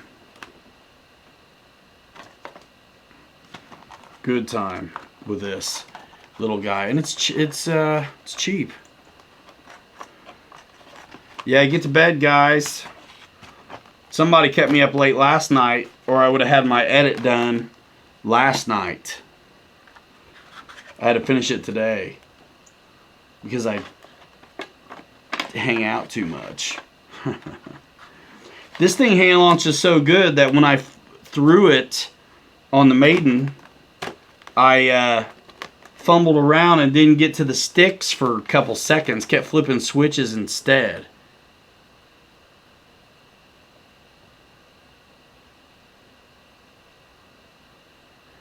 Yeah, 3S 2200, 3S 1800, 1600, even 1300. You'd be good to go. You'd be good to go on this jet.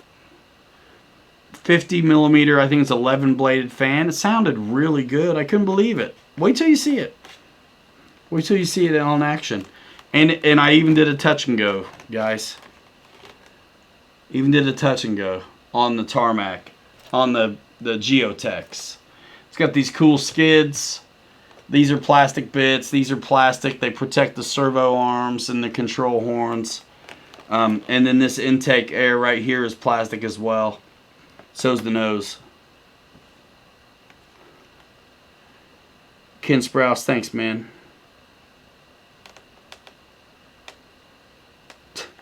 Francis. The FMS Viper is the E-Flight Viper.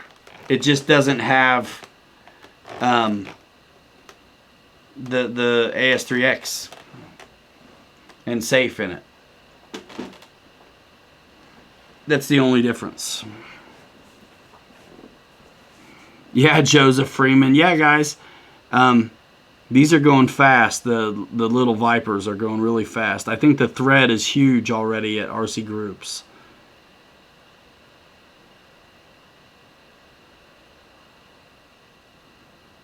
Aces High RC, what's up? You might be able to put some tiny wheels on those skids. Yeah, I suppose you could. Gypsy Salami, I mean, if you can get the hand launch done, it probably is a pretty good first jet. I still love the Marlin because of the landing gear, and anybody wants to move past just toss and boss will enjoy getting to learn how to fly the flaps.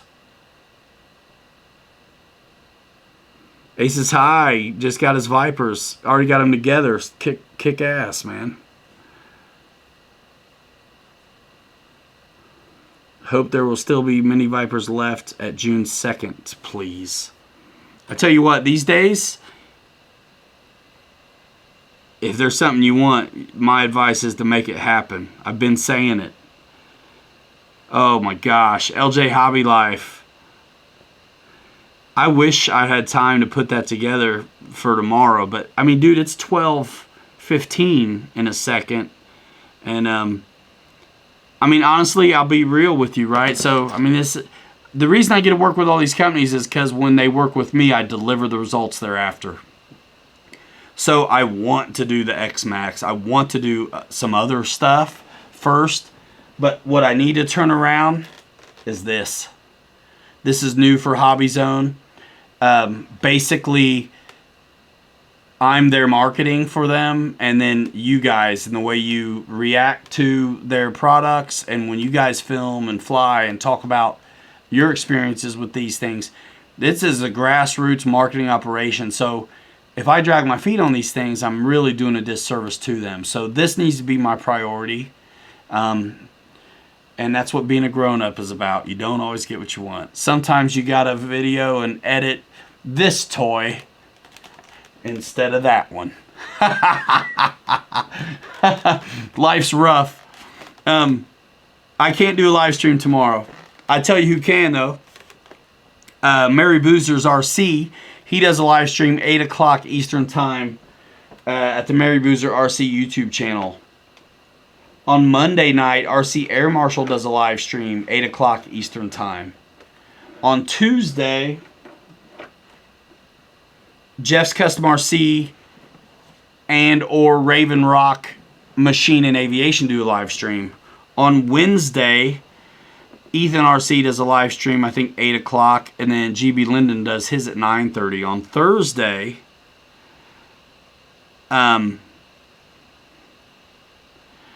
I gotta back this up. On Thursday, you've got, if there's a new release at Horizon, I'll usually do a live stream at 8 o'clock, special edition, I call it. But normally it's just Kenny on Thursday at like 9:30. On Friday, Dave's RC, 9:15, 9:30. Guniac Ray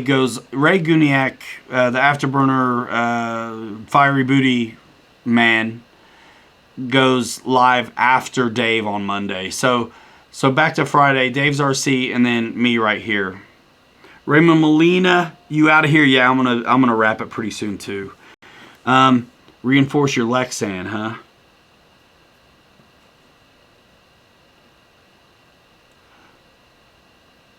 Mike Vest, I ordered the Arrows Husky from Hobby Zone a month ago and still haven't received it. You bought it and it was out of stock or back ordered or something? You can always reach out to them and ask them what's going on. I mean, things these days with product from China has been crazy. LJ Hobby Life, I can't wait to get it done, dude. I can't wait to get it done for you.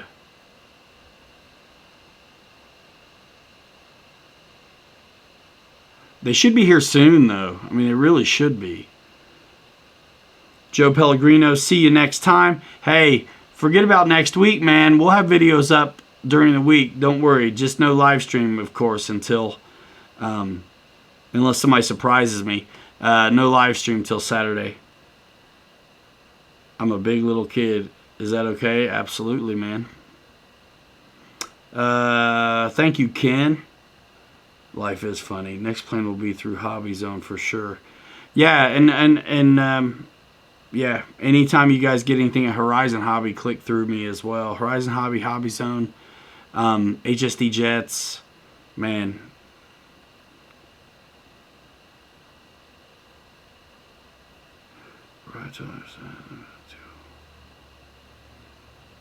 Thanks, buddy. LJ. Bobby K back in the house? Oh, man. Bobby had a good night.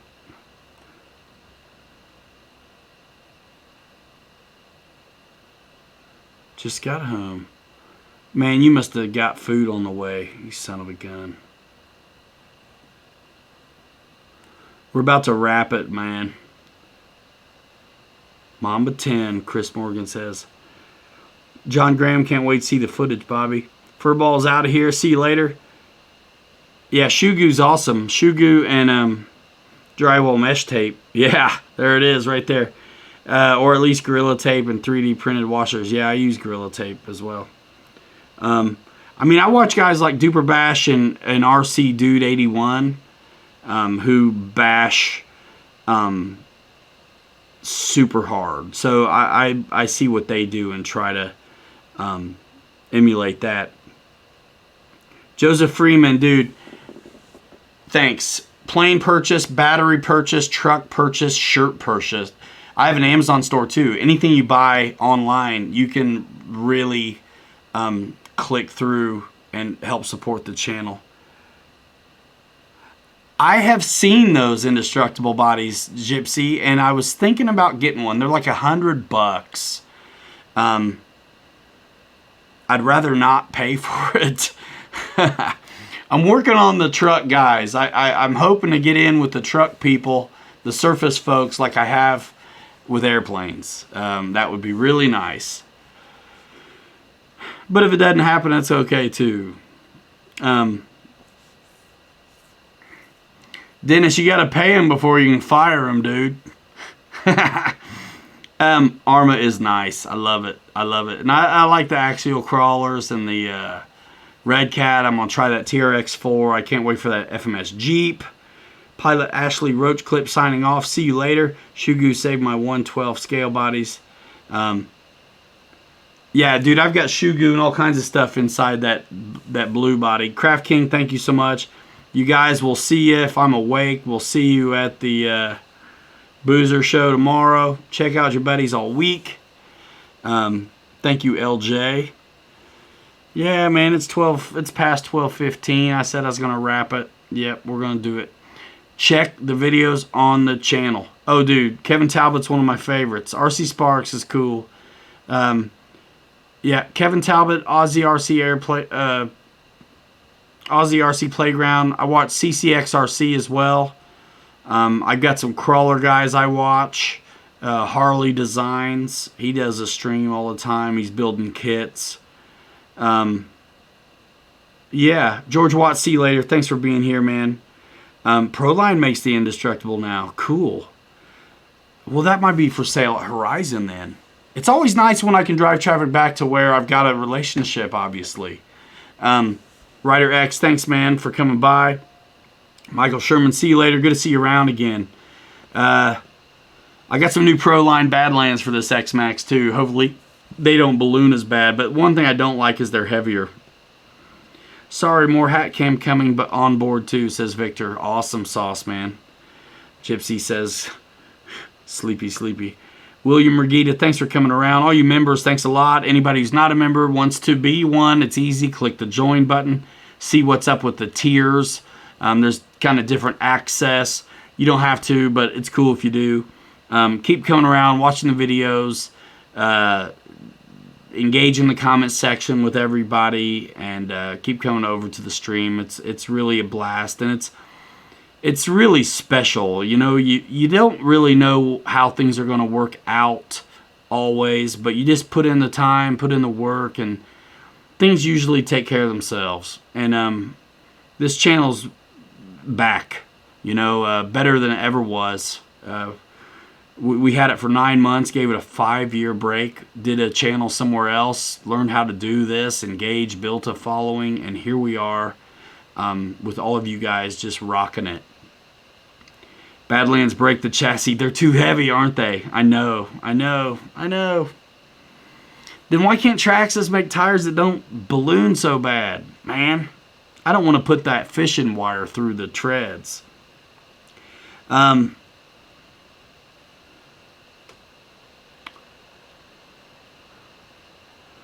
all right. Let's answer this guy, and then we're going to wrap it. RC Pilot 007. Hi, Ryan. Great stuff. I got my first FMS 1400 because of your videos. I'm still new and wanted your thoughts on E-Flite SU30 as a first jet.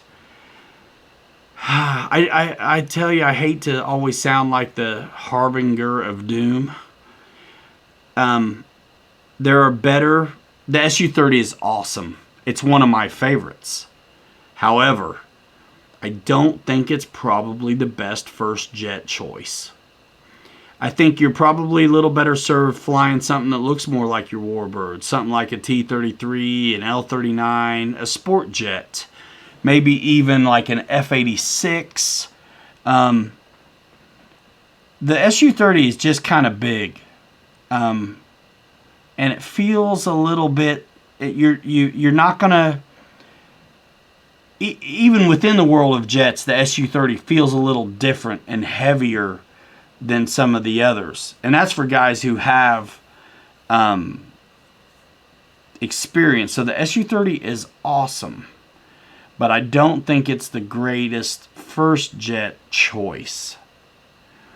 So I would be looking at stuff like a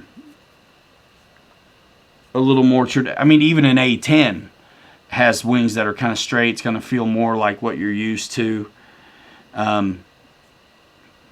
If the dude's looking at the SU-30 for first jet, then we kind of are over the price barrier to entry. So Freewing Rebel is a good beginner jet. Listen, I have strong opinions. I've been at this and in the hobby for a long time. To me, the Freewing Rebel is just old tech. I feel like there's better other choices. I thought when we had the Freewing Rebel that they just gobbled up the 4-cell batteries. I think they just were too hungry on the consumption. The flights were still just as short as they would be on a 6S jet. And it's just, I think there's better. There's the Dynam has a Meteor that's very much like the Freewing Rebel. But I think Brian Brissett, thanks, man. I think the L39 and the Avanti are pretty good first choices. I think you got to look at the FMS BAE Hawk. You can look at the Liebherr 70, yeah. It's a great plane, Su-30, but yeah, not a beginner jet. Not for me, if you're asking me. And I think the Rebel is. I mean, man, I've flown all of this stuff. I didn't enjoy it, you know, like about everything else.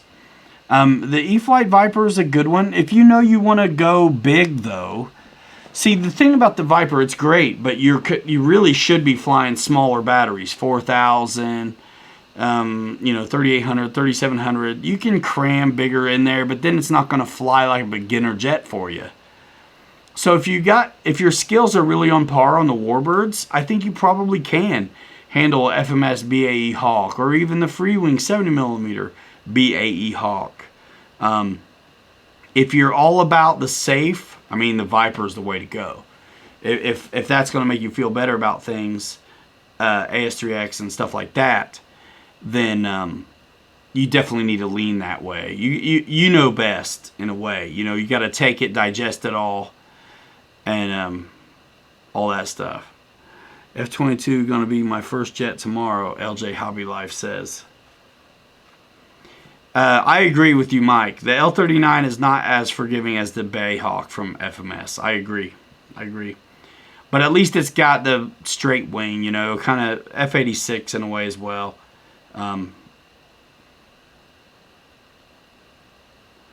There's nothing wrong with safe in AS3X. It gets more people in the hobby, and that's good. F-22 with thrust vectoring, that would be sick. And I think really I'm not a guy who cares too much about going 8S, but that new FMS 90mm system has me kind of excited to consider it for my F-22, which is already hogged out to fit the FMS unit. So it's a good candidate for carrying that load, I think.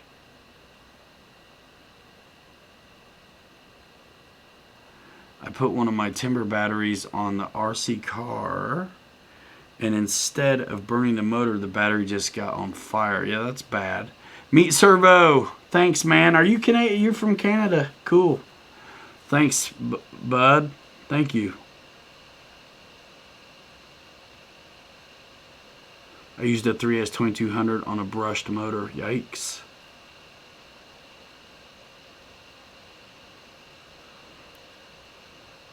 You know what? In 7 months, ask us, Rhino, because you keep practicing, you keep getting better, you spend more time in flying. I mean, there's no doubt in my mind you couldn't handle the right 80. You know what I mean? Awake, best T-28. Depending on your skill level, I mean, the E-flite T-28 48-inch wingspan, again, has the AS3X. It's got retracts and flaps. If you're brand new to flying, try to get the smaller one with like fixed landing gear. If you think you're going to crash it up, you don't want to be fixing retracts. If you're brand new to flying, you want a T-28 to learn on, I would go for the kind of like old school. They used to call it Park Zone. T-28, I think it's like 43 inches or 42 inches or something like that. And a lot of people learned on that one. Fixed gear, flies really light, super forgiving. But if you've got some skills, you got to look at the E-flite 48-inch T-28 and see if you can't find an FMS 1400mm T-28 on 4S. Bobby K says Carbon Z T-28. Yeah. Depends where you're at in your situation. You guys, man, it's always so good, the discussion. I hate to go.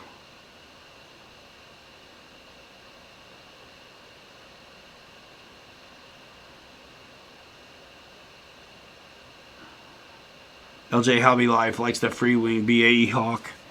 You fly the 80 and then you'll think differently. All right, Eric, see you later. Pusher prop planes make a great intermediate between an EDF and a tractor prop plane. Yeah. Park Zone T-28 with AS3X. Is that what they call it still? Joe Bowen, thanks for joining the channel tonight. Good show. Supposed to rain here tomorrow. Looks like he's grounded, he says. Well, you'll have to watch videos, I guess, won't you? Oh, what a day. What a day. New way to comment your channel.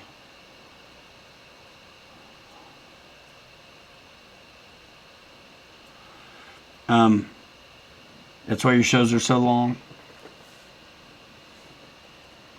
Rick Roy says it's only 9:30. Flight Test was hinting at a T-28, a build it out of Maker foam. Ha! Show fire emojis. Who's coming to fly with us at Jet Jam next month? Man, I gotta still register. They gotta just honorary do it. I interviewed him last year on this channel before the show. All right, y'all, 12:30. All right, we're gonna do this thing. Watch our videos. We put out T-33 today. More to come. Tap the bell and turn on notifications so you don't miss a thing, guys. Thanks to all the members for joining. Don't miss out on that early access and exclusive content. That's pretty cool. You're gonna buy stuff, pilotryanmedia.com, bookmark it. Click your favorite brands there. It helps the channel, keeps us in the toys, keeps us in the apps, all the stuff, the gear that we use to get it done. You guys are the best. 100 folks in here still. I'm gonna do it. We're gonna bounce. Dennis isn't gonna make Jet Jam. What do we know about Neffy, Dennis? Anything? See, I'm trying to decide, you know, because I want to fly prop stuff too. All right, guys. Everybody, thanks so much for coming over. Brian Brissett, 100K in the house. I love it. I love it. All right, we're going to end this thing in 5. Hanger rats forever. 3 you later. You're too good to be forgotten. I about flipped you off by mistake. See you next time. Stick a monkey pants, or as Bobby K would say, rolling on out.